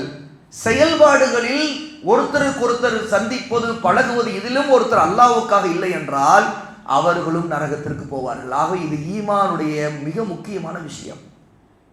ஆக அல்லாஹ்வுக்காக வெறுப்பது என்பது மிக முக்கியமானது. ஆகவே அல்லாஹ் சுப்ஹானஹு வ தஆலா சூரா அல் முஜாதலா 58வது சூராவுடைய 22வது ஆயா, நபி ஸல்லல்லாஹு அலைஹி வஸல்லம் அவர்களை பார்த்து அல்லாஹ் சொல்கிறார், லா தஜிது கௌமன் யுமினூன பில்லாஹி வல் யௌமில் ஆகிர் யுவாதூன மன் ஹாதல்லாஹ வ ரசூலஹு வலவ் கானூ ஆபாஅஹும் அவ் அப்னாஅஹும் அவ் இஹ்வானஹும் அவ் அஷீரத்தஹும். நபியே, அல்லாஹ்வின் மீதும் இறுதி நாளின் மீதும் ஈமான் கொண்ட ஒரு கூட்டத்தார், ஒரு சமூகத்தார் அல்லாஹ்வுக்கும் அவருடைய தூதருக்கும் எதிராக இருப்பவர்களை நேசிப்பவர்களாக நீங்கள் பார்க்க மாட்டீர்கள். அல்லாஹ்வுக்கு தூதருக்கு எதிரி தெரியுதா? ஏன் நேசிக்கிறீங்க? அப்படி உண்மையில ஒருத்தர் நேசிக்கிறானா அவனுக்கு அல்லாஹ் மீதான ஈமானிலும் மறுமை நாள் மீதான ஈமானிலும் உண்மை இல்லைன்னு அவர் ஒரு போலி. அவை நபியே, ஒரு கூட்டம் அல்லாஹ் மீது மறுமை நாள் ஈமான் கொண்டிருக்குன்னா அவர்கள் அல்லாஹ்வுக்கும் தூதருக்கும் விரோதம் காட்டுபவர்களை நேசிப்பவர்களா நீங்கள் பார்க்க மாட்டீர்கள் அப்படின்னு சொல்லிட்டு அல்லாஹ் அவர்கள் அந்த மக்கள் அவர்களின் தந்தையாக இருந்தாலும் பிள்ளைகளாக இருந்தாலும் சகோதரர்களாக இருந்தாலும் உறவினர்களாக இருந்தாலும் சரிதான். அப்போ என்ன அர்த்தம்? தந்தையோ தாயோ சகோதரர்களோ பிள்ளைகளோ உறவினர்களோ யாராக இருந்தாலும் சரி, அவர்கள் அல்லாஹ்வுக்கும் தூதருக்கும் விரோதமாக நடப்பவர்கள் என்றால் அப்போது உளப்பூர்வமாக நாம் அவர்களை நேசிக்க மாட்டோம். அல்லாஹ் தஆலா இந்த விஷயத்தை குர்ஆனுடைய ஈமானுடைய அடிப்படைகளோடு சேர்த்து சொல்லியிருக்கிறார். ஆக நம்முடைய வாழ்க்கையில் நாம் யாரை நேசிக்கிறோம், யாரை வெறுக்கிறோம் என்பது கவனிக்க வேண்டும். அல்லாஹ்வுக்காக நேசிப்பவருக்கு அல்லாஹ் தஆலா வெகுமதிகளை கொடுக்கிறான். இந்த வெகுமதிகளை அடைய வேண்டுமா? அந்த வெகுமதிகளில் ஒன்று, ஒருத்தருக்கு அல்லாஹ்வுக்காக ஒருத்தர் நேசித்தா அவருக்கு நிம்மதியை அல்லாஹ் கொடுப்பானா. அல்லாஹ் தஆலா குர்ஆனில் அல்லதீன ஆமனு வத்தத்மஇன்னு குலூபுஹும் பிதிக்ரில்லாஹ் அலா பிதிக்ரில்லாஹி தத்மஇன்னுல் குலூப். ஈமான் கொண்டவர்கள் அல்லாஹ்வின் திக்ரை கொண்டு, அல்லாஹ்வை நேசிப்பதால், அல்லாஹ்வின் நினைவை கொண்டு மட்டும் அவர்கள் இதயங்கள், அவருடைய உள்ளங்கள் நிம்மதி பெறுகின்றன, அமைதி அடைகின்றன. அவங்கதான் நமக்கு ஒரு விஷயத்தில் நமக்கு சோதனைகள், மக்களால் வரக்கூடிய பிரச்சனைகள் வந்தால் கூட நம்ம அல்லாஹ்வுக்காக உண்மையாக இருந்தால் அவர்களால் நமக்கு தொல்லைகளே வந்தால் கூட நிம்மதி இருக்கும், நமக்கு அமைதி இருக்கும். அவர்களுடைய தொல்லைகள் பொருட்படுத்த மாட்டோம். ஏன்னா அல்லாஹ்வுடைய திக்ர், அல்லாஹ்வுக்காக தான் நம்ம செய்தோம், நமக்கு இதெல்லாம் பொருட்டல்ல. இந்த உலகமே நிலையானது இல்லை, அல்லாஹ்வின் நேசம் நிலையானது. நாளைக்கு மறுமையில் அல்லாஹ் நம்ம கூலி கொடுப்பான். ஆக இப்போ வந்திருக்கிற இந்த சோதனையில் நாம் அதை பார்த்து நம்ம அஞ்ச வேண்டாம், நாம் கவலைப்பட வேண்டாம், இது அல்லாஹ்வுக்காக பொருந்திக் கொள்வோம் என்று ஒரு முஸ்லீம் அந்த நேரத்தில் நிம்மதியை, அமைதியை தன்னுடைய உள்ளத்தில் அடைந்து கொள்வார் என்று அல்லாஹ் தஆலா நிச்சயமாக அல்லாஹ்வை நினைவு கூறுவதால் தான் உள்ளங்கள் நிம்மதி அடையும் என்று சொல்லுகிறான். இன்னொரு மிக முக்கியமான ஹதீஸ், ரசூலுல்லாஹி ஸல்லல்லாஹு அலைஹி வஸல்லம் இங்கே குறிப்பிடக்கூடிய ஹதீஸ். இந்த ஹதீஸின் மூலமாக நபிமார்களும் சுகதாக்களும் கூட நாளைக்கு மறுமையில ஒளியால் நூறால் ஆன மேடைகளில் இந்த அல்லாஹ்வுக்காக நேசித்தவர்கள் இருப்பதை பார்த்து ஆசைப்படுவார்கள் என்று ரசூல் ஸல்லல்லாஹு அலைஹி வஸல்லம் சொல்லுகிறார்கள். இந்த ஹதீஸில் இந்த வாசகத்தை நாம் கவனிக்கிறோம். அபூ ஹுரைரா ரலியல்லாஹு அன்ஹு இந்த ஹதீஸை அறிவிக்கிறாங்க. முஸ்னத் அஹ்மதில் இந்த செய்தி பதிவு, இமாம் அல்பானி ரஹ்மஹுல்லாஹி இது ஹஸன் என்று சொல்றாங்க. இன்ன மின் இபாதில்லாஹி லஉனாஸன் மா ஹும் பிஅன்பியாஇ வலா ஷுஹதா யக்பிதுஹுமுல் அன்பியா வஷ்ஷுஹதா யௌமல் கியாம பிமகானிஹிம் மினல்லாஹி தஆலா. அல்லாஹ்விடம் அடியார்களில் சிலருக்கு அல்லாஹ் கொடுக்கக்கூடிய அந்தஸ்துகளை பார்த்து நபிமார்களும் ஷஹீதுகளும் கூட அதன் மீது ஆசை கொள்வார்கள். அவர்களுக்கு கிடைத்தது நமக்கும் கிடைக்காது என்று ஆசைப்படுவார்கள். அந்த ஆசையின் காரணமாக அவர்கள் இந்த நிலையில எதிர்கொள்வதற்கு காரணம், அங்கே அல்லாஹ் தஆலா அவர்களை கண்ணியப்படுத்தி அந்த நேரத்தில் அந்த நேசம் உண்மையாக இருந்த நிலையில் ஈமானோடு இறந்தவர்கள் அங்கே மறுமையிலே கண்ணியப்படுத்துவதுதான் என்று ரசூல் ஸல்லல்லாஹு அலைஹி வஸல்லம் இந்த ஹதீஸின் மூலமாக நமக்கு உணர்த்துறாங்க. அப்போ இந்த ஆதாரங்கள் நமக்கு ஒரு விஷயத்தை குறிப்பிடுது, நாம் யாரோடு பழகிறோம், யாரை நேசிக்கிறோம், அவர்கள் எப்படிப்பட்டவர்கள் என்பதை நாம் கவனிக்க வேண்டும். இதில் அலட்சியம் காட்டுவது நம்முடைய அகீதாவிலே வரக்கூடிய பிரச்சனை. ஒரு மனிதன் இந்த உலகத்திலே யாரை நேசிக்கின்றானோ அவனோடு தான் நாளைக்கு மறுமையிலே இருப்பான். ரசூல் ஸல்லல்லாஹு அலைஹி வஸல்லம் ஒரு தடவை தன்னுடைய சஹாபாக்கள் உட்கார்ந்து இருக்கும் போது சஹாபாக்களிலே சிலர் கேட்டார், யா ரசூலல்லாஹ், நாங்கள் சிலரை நேசிக்கிறோம், ஆனால் அவர்கள் போன்ற அமல்களை நாங்கள் செய்ய முடிவதில்லை. அவர்கள் எங்களை விட அமல்களிலே மிகவும் உயர்ந்தவர்களாக இருக்கிறார்கள். அவர்கள் பல நல்ல அமல் செய்யலாம், அந்த அளவுக்கு நாங்கள் அமல் செய்ய முடியாமல் இருக்கிறோம். இப்போது சொர்க்கத்திலே அவர்கள் வேறு தரஜாவில் இருப்பார்கள், நாங்கள் வேறு தரஜாவில் இருப்போம். அவர்களை நாங்கள் சந்திக்க முடியாது, பேச முடியாது, இல்லையா? இந்த அறிவிப்பு இன்னொரு விதத்திலே ரசூலுல்லாஹ் ஒரு சஹாபி பிடிக்கிறது, அல்லாஹ்வின் தூதரே, நாளை நீங்கள் சொர்க்கத்தில் நபிமார்களுடைய அந்தஸ்தில் இருப்பீர்கள், ஆனால் நாங்கள் சாதாரண மனிதர்கள், நாங்கள் உங்களை சந்திக்க முடியாமல் ஆகிவிடுமே என்று சொன்னார்கள். அப்போதுதான் அல்லாஹ் தஆலா இந்த ஆயத்தை இறக்கினான். மய்யுதிஇல்லாஹ் வ ரசூலஹு ஃபஉலைக மஅல்லதீன அன்அம அல்லாஹு அலைஹிம் மினன் நபியீன வஸ்ஸித்தீகீன வஷ்ஷுஹதாஇ வஸ்ஸாலிஹீன் வ ஹஸன உலைக ரஃபீகா. யார் அல்லாஹ்வுக்கும் தூதருக்கும் கீழ்ப்படிந்து கட்டுப்பட்டு நடந்தார்களோ அவர்கள் நாளை மறுமையிலே அல்லாஹ்வால் அருள் புரியப்பட்ட நபிமார்களுடனும் சித்திகீன்களுடன், உண்மையாளர்கள், வாய்மையாளர்களுடன், ஷுஹதாக்கள், அல்லாஹ்வின் பாதையில் உயிர் கொடுத்த தியாகிகளுடனும், சாலிஹீன்கள், நல்லோர்களுடன் அவர்கள் இருப்பார்கள். எங்கே? சொர்க்கத்திலே. அவர்கள் தான் மிக அழகான நல்ல தோழர்கள் என்று அல்லாஹ் சொல்றான். இந்த ஆயத்தை ரசூல் ஸல்லல்லாஹு அலைஹி வஸல்லம் அங்கே ஓதி காட்டினார்கள். இன்னொரு அறிவிப்பில் வருகிறது, ரசூலுல்லாஹ்விடம் இப்படி கேட்ட நேரத்தில் ரசூலுல்லாஹ் சொல்றாங்க, அல் மர்உ மஅ மன் அஹப்ப. ஒரு மனிதன் அவன் யாரை நேசிக்கின்றானோ அவனோடு தான் நாளை மறுமையிலும் இருப்பான். இந்த வாசகத்தை கேட்ட பிறகுதான் சஹாபாக்கள் எல்லோரும் சந்தோஷப்பட்டார்களாம். ரசூலுல்லாஹ்வுடைய இந்த வாசகம், அல் மர்உ மஅ மன் அஹப்ப, ஒரு மனிதன் அவன் யாரை அதிகம் நேசிக்கின்றானோ அவனோடு தான் இருப்பான். உடனே சஹாபாக்கள் தங்களுக்கு தாங்களே பேசிக்கொண்டார், நாம் எல்லோரும் நம்முடைய நபியை, நம்முடைய ரசூலை அதிகமாக நேசிக்கிறோம், அவன் நிச்சயமாக நாம் நபியோடு இருப்போம். ஆனால் அந்த நபியின் நேசத்தை நிரூபிக்கக்கூடியது எது? அந்த நபியின் சுன்னாவை பின்பற்றுவது, பிதத்தை பின்பற்றுவதில்லை, வழிகளை பின்பற்றுவதில்லை, பாவங்களை பின்பற்றுவதல்ல, அல்ல இன்னைக்கு என்னென்ன வழிகேடுகள் வெளி உலகத்தில் நம்ம கேள்விப்படுறோம் அதையெல்லாம் பின்பற்றுவதல்ல, உண்மையாக அந்த நபியை பின்பற்றுவது, நபியின் மார்க்கத்தில் உண்மையாக இருப்பது. அப்படி இருந்தால் அந்த நேசம் உண்மை. ஆகவே அந்த நேசம் உள்ளவர்கள் நாளைக்கு அந்த நபியோடு இருப்பார்கள். இந்த ஹதீஸை ரசூல் ஸல்லல்லாஹு அலைஹி வஸல்லம் சொன்ன உடனே சஹாபாக்கள் எல்லோரும் அன்றைய நாள் எங்களுக்கு மிகவும் சந்தோஷமான நாளாக இருந்தது. இந்த ஹதீஸை சொல்லக்கூடிய அனஸ் இப்னு மாலிக் ரலியல்லாஹு அன்ஹு சொல்றார்கள், இதை சொல்லிவிட்டு இந்த ஹதீஸை கேட்டுவிட்டு இதை அறிவிக்கும் போது சொல்றார், நான் அபூபக்கரை அதிகம் நேசிக்கிறேன், நான் அபூபக்கர் அளவுக்கு நான் அமல் செய்யவில்லை, ஆனால் நான் அபூபக்கரோடு இருப்பேன். நான் உமரை அதிகம் நேசிக்கிறேன், நான் உமர் அளவுக்கு நான் அமல் செய்யவில்லை, ஆனால் நான் அவரோடு இருப்பேன் என்று அனஸ் இப்னு மாலிக் ரலியல்லாஹு அன்ஹு இந்த ஹதீஸை அறிவிக்கும் போது இந்த சந்தோஷம் சேர்த்து சொன்னார்கள். ஆக நாம் நேசிப்பது யாரை என்பது மிக முக்கியம், அதுதான் அல் வலா.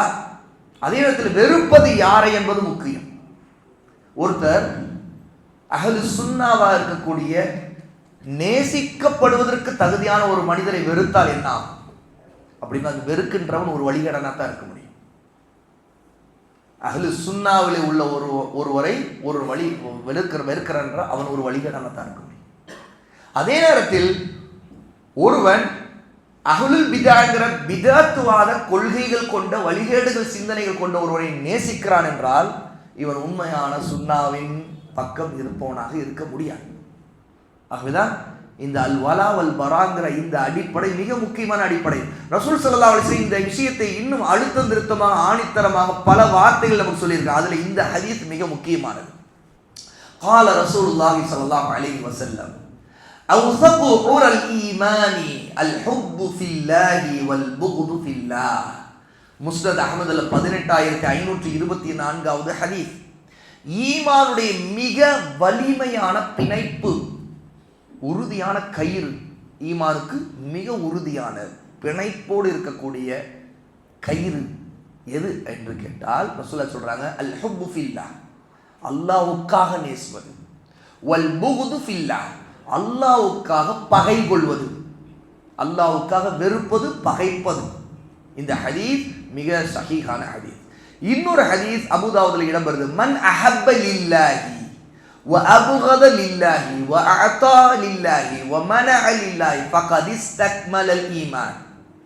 யார் ஒருத்தர் அல்லாஹ்வுக்காக நேசிக்கிறாரோ, அல்லாஹ்வுக்காக வெறுக்கிறாரோ, அல்லாஹ்வுக்காக கொடுக்கிறாரோ, அல்லாஹ்வுக்காக தடுத்து விடுகிறாரோ அவர் தன் ஈமானை முழுமைப்படுத்தி கொண்டு விட்டார். அபூதாவுதுல 4681வது ஹதீஸ். அல்லாஹ் சுப்ஹானஹு வ தஆலா இந்த அடிப்படையை தான் நமக்கு குஃபார் இறை நிராகரிப்பாளர்கள் விஷயத்தில் நமக்கு முன்வைத்து சொல்றான். குர்ஆனுடைய நிறைய ஆயத்துகள், சூரா அல் மாஇதா 5வது சூராவுடைய 51வது ஆயா, யா அய்யுஹல்லதீன ஆமனு லா தத்தகிதுல் யஹூத வன் நஸாரா அவுலியா பஅதுஹும் அவுலியாஉ பஅத். அல்லாஹ் ஈமான் கொண்ட மக்களே, யூதர்களையும் கிறிஸ்தவர்களையும் நீங்கள் உங்களின் நெருங்கிய நட்புகளாக, நண்பர்களாக எடுத்துக்கொள்ளாதீர்கள். அவர்கள் ஒருவர் இன்னொருவருக்கு நெருக்கமான பாதுகாவலர்களாக, நேசர்களாக இருக்கிறார்கள். இதில் 2 விஷயம் இருக்குது. முதலாவது, நீங்க எடுத்துக்கொள்ள வேண்டியது யகூதிகளின் நசாராக்களையும் அல்ல. அல்லாஹ் முதல்ல போடுகிற தடை. ஈமான் கொண்டவர்கள் யாரை எடுத்துக்கொள்ள வேண்டும்? முக்மீன்களாக இருக்கக்கூடிய உண்மையான நல்லோர்களைத்தான் நெருங்கிய அவுலியாவாக, அது அவுலியா என்றால் நேசர்களாக, பாதுகாவலர்களாக எடுத்துக்கொள்ள வேண்டும். 2வது விஷயம், அவர்கள் தங்களுக்கிடையே ஒருவருக்கொருவர் நெருக்கமானவர்களாக இருப்பார்கள். அல்லாஹ் எச்சரிக்கை செய்கிறான். அப்படின்னா என்ன? ஒரு யூதனைத்தான் உண்மையாக நேசிப்பான், ஒரு கிறிஸ்தவன் உண்மையில ஒரு கிறிஸ்தவனைத்தான் அந்த கொள்கைக்காக நேசிப்பான். குஃப்ரில் இருக்கிறவன் நேசிப்பான், ஷிர்க்ல இருக்கிறவன் நேசிப்பான், தௌஹீதுல உள்ளவனை தான் நேசிப்பான், சுன்னாவில உறுதியாக உள்ளவனை தான் நேசிப்பான். ஒரு பிதத்வாதி பிதத்தில் இருப்பவனை நேசிப்பான், ஒரு வழிகேடன் தான் நேசிப்பான். ஏனென்றால் கொள்கை அடிப்படையில் அந்த நேசம் ஒட்டி கொள்ளும். ஆகவே அல்லாஹ் சொல்றான், அவங்க ஒருவருக்கொரு நேசர்களாக இருக்கிறார்கள் என்றால் அவங்களுடைய மதம், அவங்களுடைய கொள்கை, அவங்களுடைய சிந்தனை. ஒரு கம்யூனிஸ்டை ரொம்ப நேசிப்பான், ஒரு நாத்திகனை ரொம்ப நேசிப்பான். நீங்க யாரை நேசிக்கணும்? இதுதான் இங்கே அல்லாஹ் நமக்கு சொல்லக்கூடிய இந்த ஆயத்திலிருந்து கிடைக்கிற அடிப்படையான ஒரு படிப்பினை.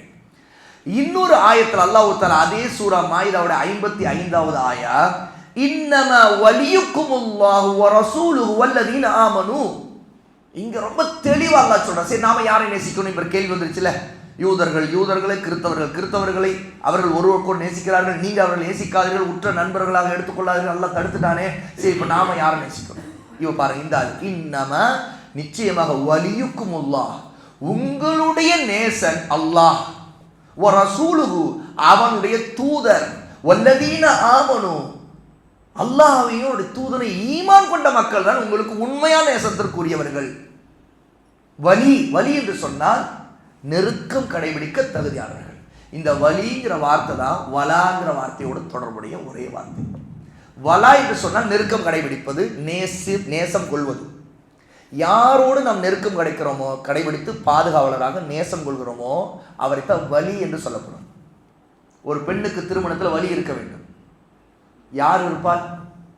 அந்த பெண்ணுடைய தந்தை, அதற்கடுத்து அந்த தந்தையுடைய தந்தை, அல்லது அந்த தந்தைக்கு அடுத்த தரத்தில் இருக்கக்கூடிய சகோதரர், அல்லது அந்த தந்தையுடைய பிள்ளை, மகன், ஆண் ஒருவர் ஒரு பெண்ணுக்கு வலியாக இருக்க வேண்டும்.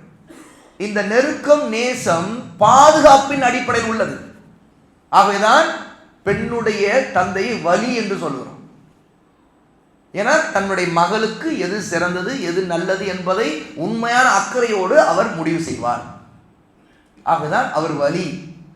இந்த பெண்ணும் தன்னுடைய தந்தையை நேசிப்பார், அந்த தந்தை தன் மகளை நேசிப்பார். ஆகவே தந்தை தன்னுடைய மகளின் எதிர்காலத்துக்கு பொருத்தமான அந்த பெண்ணுடைய கணவராக இருக்க தகுதியான யார் என்று அக்கறையோடு தேடுவார். ஆகவேதான் அந்த வலிங்கிற பொறுப்பிலே அவரை அல்லாஹ் தஆலா ஆக்கியிருக்கிறார். அல்லாஹ் தஆலா முஃமின்கள் ஒருவருக்கொருவர் வழியாக இருப்பார்கள் சொல்றாங்க. முஃமின்கள் ஒருவருக்கு வழியாக பாதுகாவலராக நேசர்களாக உண்மையான முஃமின்கள், வழிகேடர்கள். ஏன்னா முஃமின்கள் சஹாபாக்கள் போல இருக்க வேண்டும். சஹாபா எப்படி இருந்தார்களோ அது போன்ற உண்மையான அக்கீதா, உண்மையான நேசம், உண்மையான சுன்னாவுக்கு கொடுக்குற முக்கியத்துவம் இதுல இருக்கணும். யார் அதில் வழிகட்டார்களோ அவர்களை நேசிக்க மாட்டோம். ஹவாரிஜிகளை நேசிக்க முடியுமா? அப்படி நேசிக்கலாம் இருந்தால் அவர்கள் முஸ்லீம்கள் தான். ரசூல் ஸல்லல்லாஹு அலைஹி வஸல்லம் ஹவாரிஜிகளின் விஷயத்தில் என்ன சொன்னார்கள்? ஆதுடைய சமுதாயத்தை எப்படி அல்லாஹ் அழித்தானோ அதுபோல் நான் இருந்தால் என் முன்பு அவர்கள் இருந்தால் அவர்களை நான் அழிப்பேன்னு சொன்னாங்க. நேசம் குழு ரசூலுல்லாஹ் ரஹ்மத்துல் ஆலமீன் ஹவாரிஜி கூட்டத்தை இப்படி அழிப்பேன்னு சொல்லலாமா? ஏன் சொன்னாங்க? அந்த நேசம் அவங்க மேலே இல்லை. நபியின் பாதையில இல்லாதவனே நபி சொல்லுகிறார்கள், ஹவாரிஜிகள் அந்த வழிகட்ட கிளர்ச்சி சிந்தனையாளர்கள், கிளர்ச்சி அரசு ஆட்சி அதிகார அரசியலை வச்சு மக்களை உசுப்பி மக்களை அந்த பாதையில திரட்டி வழிகெடுக்கக்கூடியவர்கள். உஸ்மான் ரலியல்லாஹுடைய கொலைக்கும் அலி ரலியல்லாஹு கொலைக்கும் முக்கிய காரணகர்த்தா அவர்கள் தான். உஸ்மானை கொலை செய்தார்கள், அலியை கொலை செய்தார்கள் ஹவாரிஜிகள். ரசூல் ஸல்லல்லாஹு அலைஹி வஸல்லம் ஹவாரிஜிகள் நரகத்தின் நாய்கள் என்று சொன்னார்கள். அவர்கள் முஸ்லிம்கள் தான். எப்படிப்பட்ட முஸ்லிம்கள்? அதே ரசூல் அந்த ஹவாரிஜிகளை எப்படி வர்ணித்தார்கள் யாருக்கு தெரியும்? எப்படிப்பட்டவர்கள் என்று வர்ணித்திருக்கிறார்கள் ஹவாரிஜிகளை ரசூலுல்லாஹ் எப்படி சொன்னார்கள்? அவர்களை பற்றி வர்ணனை தெரியும் உங்களுக்கு, ஹதீஸை கேள்விப்பட்டிருப்பீங்க. அவர்கள் எப்படிப்பட்டவர்கள்? சஹாபாக்கள் ஆச்சரியப்பட்டார்கள் அவர்களை பற்றி ரசூலுல்லாஹ் சொல்லும்போது. ஆமா, அவர்கள் ஓதுவதை பார்த்தா உங்களுடைய ஓதுதலை நீங்கள் மட்டமாக நினைப்பீர்கள். அவருடைய தொழுகையை பார்த்தா உங்களுடைய தொழுகையை மட்டமாக நினைப்பீர்கள். அந்த அளவுக்கு இபாதத்தில் மூழ்கி கொண்டவர்கள் அவர்கள். யார்? ஹவாரிஜிகள். ரசூலுல்லாஹ் இந்த முன்னறிவிப்பு செய்யும் போதே ரசூலுல்லாஹ் அந்த ஹவாரிஜுடைய பண்புகளைத்தான் முதல்ல சொல்றாங்க, அவங்க எப்படி இருப்பாங்க அப்படி. அப்போ ரசூலுல்லாஹ் சஹாபாக்கள் சொல்லும்போது சஹாபாக்கள் இனி அந்த கூட்டம் வரப்போகிறது புரிஞ்சுக்கிட்டாங்க. தாங்க வாழ்நாளே கண்ணால பார்த்தாங்க. அவங்களுடைய இபாதத்துகள், அவங்க ஓதுதல், கிராத், அவங்கள போல காரிகள் அந்த காலகட்டத்தில் யாருமே இல்லை. அவங்க ஓதினா அத்தனை பேர் உட்கார்ந்து கேட்டே ஆகும், அப்படி இருக்கும் ஓதுல. சஹாபாக்கள் யாரும் அவங்கள போல ஓத முடியாதாம். ரசூலுல்லாஹ் சொல்லிட்டு போனாங்க, உங்களை போல அவங்கள போல நீங்களாம் யாரும் ஓத முடியாதுன்னு தாங்க மறைமுகம். நீங்க ஆச்சரியப்படுவீங்க. அவங்களுடைய தொழுகையை பார்த்து அவ்வளோ தக்குவா, அவ்வளோ பயபக்தி அவங்க வெளிப்படுத்துவாங்க. உண்மையாவே தொழுவாங்க, இஹ்லாஸோடு தான் தொழுவாங்க. ஆனால் கொள்கையில வழிகட்டவர்கள். ஏன்? சுன்னாவுக்கு முரணானவர்கள். ரசூல் ஸல்லல்லாஹு அலைஹி வஸல்லம் ஆட்சியாளர்களுடைய சொல்லை கேளுங்கள், கட்டுப்படுன்னு சொன்னாங்க. அவங்க எல்லாத்துக்கும் எதிர்கிளர்ச்சி செய்தாங்க. அது உச்சகட்டம் தான் உஸ்மான் ரலியல்லாஹு அன்ஹு அவங்க கொலை செய்தார்கள். குர்ஆன் ஓத கொலை செய்தாங்க. பாருங்க, இதை கவனிங்க, அந்த ஹதீஸை கனெக்ட் பண்ணி பாருங்க. இப்போ ரசூலுல்லாஹ் சொல்றாங்க, அவங்க ஓதுதலை பார்த்தா உங்களுடைய ஓதுதல் அர்ப்பணம் நினைப்பீங்கிறாங்க. அப்படியே அழகா குர்ஆன் ஓதுவாங்க. அவங்களுடைய தொழுகையை நீங்க பார்த்து உங்க தொழுகையில ஒண்ணுமே இல்லைன்னு நினைப்பீங்க. இது சஹாபாவுடைய தொழுகையை நம்ம எவ்வளவு கேள்விப்படுறோம். அவங்க எவ்வளவு ரசூலுல்லாஹ் பின்பற்றி தொழுகையில் எவ்வளவு ஆர்வம் காட்டினவங்க. ஆனா அந்த ஹவாரிஜிகள் தான் உஸ்மான் ரலியல்லாஹு வீட்டை முற்றுகையிட்டு உஸ்மான் குர்ஆனுடைய முஸ்ஹஃபை பிரித்து ஓதி கொண்டிருக்கிற அதே நேரத்தில் உஸ்மானை கழுத்தை அறுத்து கொலை செய்தார்கள். அந்த ரத்தம் உஸ்மான் வைத்திருந்த பிரதியிலே அந்த ரத்தம் விழுந்து சொட்டியது.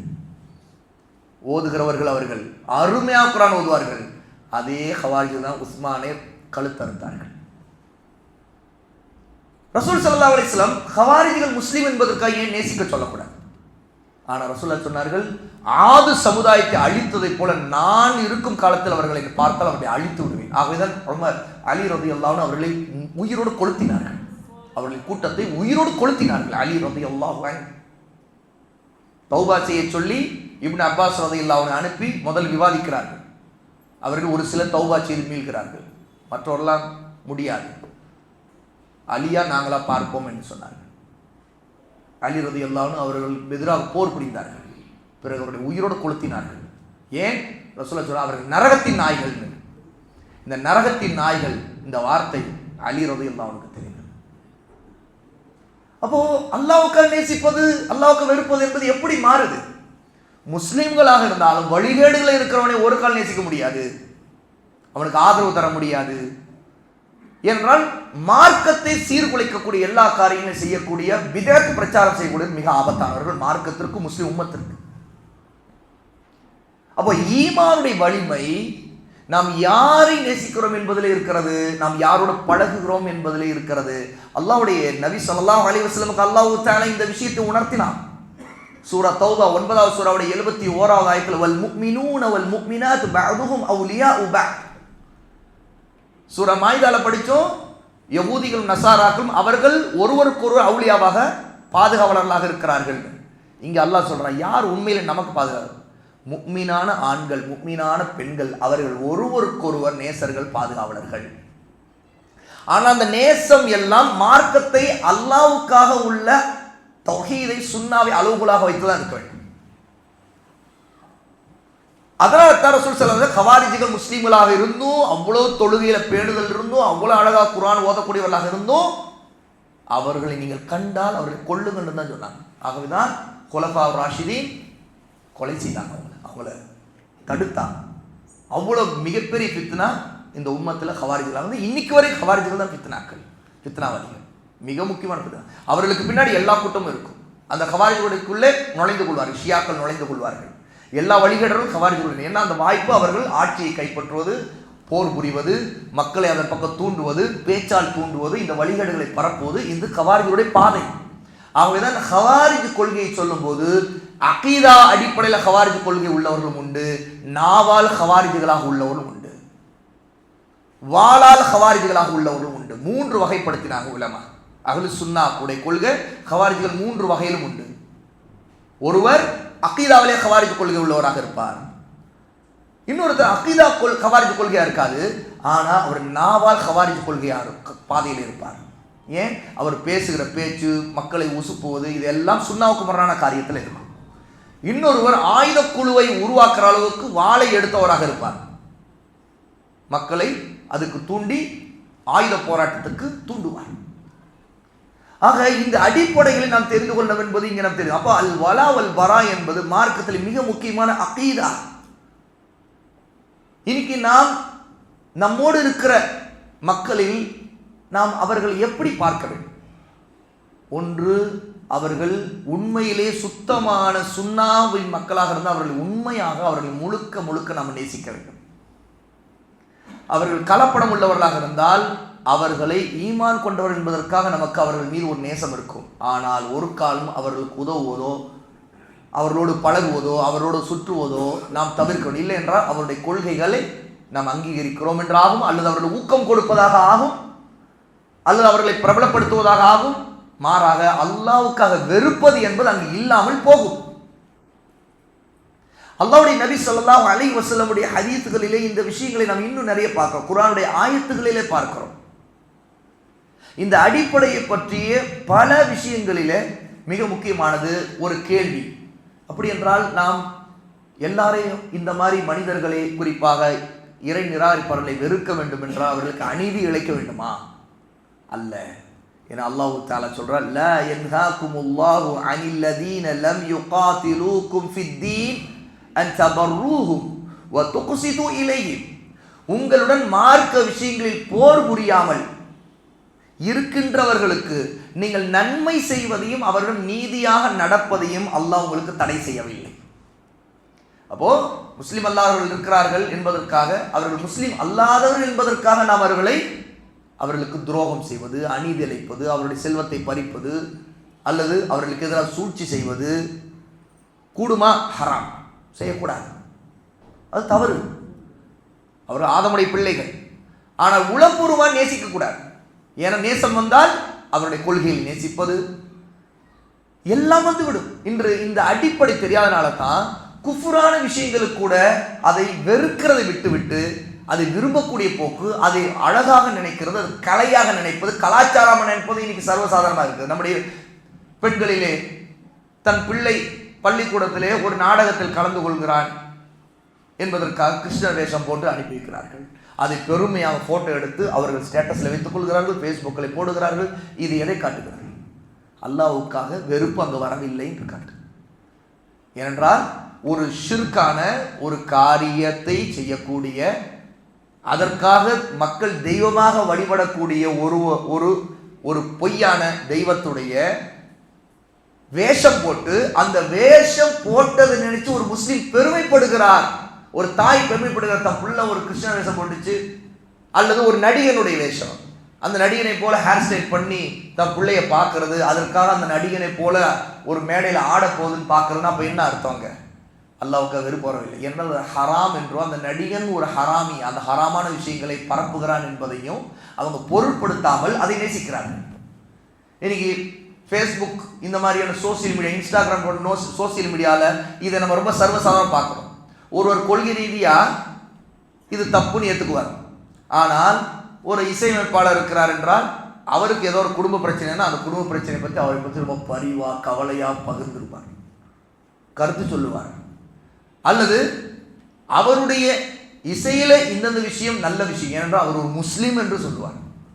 முஸ்லீம் என்பதனால் இசையமைப்பாளர் இருக்கிறவன் நல்லா இருக்கணும், அவன் நல்லா உயரணும், வளரணும், அவனுக்கு நல்ல வாழ்த்து கிடைக்கணும்னு சொல்லிட்டு விரும்புறது, அவனுக்கு விருது கிடைச்சா சந்தோஷமா கை தட்டுறது இன்னைக்கு முஸ்லீம்கள் இருக்கிறாங்களா இல்லையா? இசை ஹராம் தானே என்று, ஆமாம் ஹராம் தான், இருந்தால் நம்ம அல்ல. எப்படி இது எப்படி வருது? நேசம் நம்ம அல்ல. நம்ம ஆளுட்டு ஒரு முஸ்லீம் மீது நேசம் வைக்கலாம், ஆனால் அவனுடைய செயலையும் அவனுக்கு அதில் ஆதரவு தரக்கூடியது என்பதிலே வெறுப்பையும் வெளிப்படுத்த வேண்டும். நம்மால் என்பதுதான் ஒருத்தர் ஜினா செய்தான், என்னதான் நம்மாளுங்க ஜினா செய்தான் நம்மால் இல்லை அப்படின்னு சொல்லிட்டு பாராட்ட முடியுமா? அப்போ ஜினா எப்படி ஹராமோ அதுபோல இந்த மாதிரி விஷயங்கள் பல ஹராம். அப்போ ஹராமான விஷயங்களை ஆதரிக்கிறதும் அதே மாதிரி தான். அரசியல் காரணங்கள் வந்து விட்டால் இன்று நம்ம மக்கள் பலர் அதில் மார்க்கம், தௌஹீத், கொள்கை, அதில் ஷிர்கு, குஃப்ரு எதையும் பொருட்படுத்தாமல் அதை ஆதரிப்பது, அதிலே தங்களுடைய கட்சிக்காரர் அதை செய்தாலும் என்னதான் நம்ம ஆளு என்பதை சர்வசாதாரணமாக சிரித்து கொண்டு அதை கடந்து போவது இன்று எத்தனை பேரிடம் இருக்கிறது? குறிப்பாக அரசியல் கட்சிகளாக வளர்ந்து கொண்டிருக்கிற முஸ்லிம்கள், அவர்களும் சர்வசாதாரணமாக முஸ்லிம் அல்லாஹ்வுடைய கலாச்சாரங்களை எல்லாத்தையும் அதை ஒரு நல்ல விஷயம் போல, அது மத நல்லிணக்கம் என்று அதற்கு ஆதரவு கொடுக்கிற போக்கு இன்று தௌஹீதை பேசக்கூடிய மக்களிடம் சர்வசாதாரண பரவி இருக்கிற காரணம் என்ன? இதுல வந்திருக்கிற ஓட்டை. அல்லாஹ்வுக்காக நேசிப்பது, அல்லாஹ்வுக்காக வெறுப்பது என்பது அடிபட்டு நாசமாகிவிட்டது. இந்த கொள்கை அடிபட்டு விட்டால் எல்லாம் ஒரு கூட்டமாயிடுவாங்க, அவ்வளவுதான். இந்த கொள்கைக்காக தான் பிரிவினையே வரும். ஆனா இந்த கொள்கை போயிடுச்சுன்னா எல்லாமே ஒரு கூட்டம். அப்போ ஹலால் ஹராம் எல்லாமே ஒன்று. அது ஒன்று நான் பிடிக்கலன்னு செய்யலாம், அவ்வளோதான். ஒருத்தர் ஹராம செய்யலைன்னா எனக்கு பிடிக்கலன்னு செய்யலைன்னு தான் அங்கே அர்த்தமாக இருக்குமே தவிர அல்லாஹ்வுக்காகன்னு அது அர்த்தமாக. ஏனென்றால் செய்யக்கூடிய தன்னுடைய தோழன் அல்லது தன் கட்சிக்காரன் தன் ஜமாத்துக்காரன் அவன்கிட்ட செய்தானா அவனை ஆதரிப்பது, அவனை அதில் என்னங்க அவன் செய்யறான், அவன் கொள்கைன்னு சொல்றேன், அவன் கொள்கை அப்படின்னு சொல்லி நியாயப்படுத்துற அளவுக்கு இன்னைக்கு மக்கள் நிறைய பேர் இருக்கிறார்கள். அப்போ உண்மையிலே கொள்கைக்காக ஒற்றுமை வரல, கொள்கையை விட்டதுக்காக ஒற்றுமை வருது. கொள்கையை விட்டதுக்காக அந்த ஒற்றுமையை மனிதர்கள் நாடுகிறார்கள் என்பதை நாம் இங்கு பார்க்கிறோம். அல்லாஹ் தஆலா இந்த விஷயத்தில் உள்ள மக்களுக்கு தான் எச்சரிக்கை செய்கிறான். வலா தர்கனு இலல்லதீன ஸலமு ஃபதமஸ்ஸகுமுன் நார். அநியாயம் செய்து கொண்டிருக்கிறவர்களின் பக்கம் நீங்கள் சாய்ந்து விடாதீர்கள், இல்லை என்றால் நரகம் உங்களை தொட்டுவிடும், தீண்டிவிடும் என்று அல்லாஹ் எச்சரிக்கை செய்கிறான். சூரா ஹூத் 11வது சூராவுடைய 113வது ஆயா. ஆக இந்த அடிப்படையை நாம் நம்முடைய வாழ்க்கையில அல்லாஹ்வுக்காக நேசிப்பதையும் அல்லாஹ்வுக்கு வெறுப்பதையும் சரியான முறையில் செயல்படுத்த வேண்டும் சகோதரர்களே. அல் வலா வல் பரா கட்டி எழுப்பப்படுவது அல்லாஹ் மீதான நேசத்திலும் அல்லாஹ்வுக்காக வெறுப்பதிலும் இருக்க வேண்டுமே தவிர நம்முடைய மக்களிடம் இருக்கக்கூடிய குறிப்பிட்ட சிந்தனைகள், கட்சிகள், ஜமாத்துகள், அமைப்புகள், குறிப்பிட்ட ஒரு ஷேக்குக்காக, எப்படி வல்ல ஒரு இமாமுக்காக நேசிப்பது, ஒரு இமாமுக்காக வெறுப்பது, இது அல்ல. ஆதாரங்கள் அடிப்படையில் இருக்க வேண்டும், கல்வி ரீதியாக இருக்க வேண்டும், சுன்னாவின் அடிப்படையில் இருக்க வேண்டும்ங்கிற அடிப்படையைத்தான் இந்த விஷயங்கள் எல்லாம் இந்த ஆதாரங்கள் மூலமாக நாம் தெரிந்து கொள்கிறோம். அல்லாஹ் தஆலா நாம் எதை அறிந்து கொண்டோமோ அதில் அமல் செய்யக்கூடியவர்களாக, ஈமானை பரிபூர்ணப்படுத்தக்கூடிய உண்மையான நேசம் உள்ளவர்களாக, சுன்னாவுக்காக ஒருவரை நேசிப்பவர்களாக, பித்அத்துகள் வழிகேடுகளுக்காக ஒருவரை விட்டு ஒருவரை வெறுக்கிறவர்களாக, விலகுகிறவர்களாக அல்லாஹ் நம்மை ஆக்க வேண்டும். இதில் ஏதாவது உங்களுக்கு கேள்விகள் இருந்தால் இன்ஷா அல்லாஹ் அந்த கேள்வி நேரத்தை கொஞ்ச நேரம் அதை ஒதுக்கிக் கொள்ளலாம்.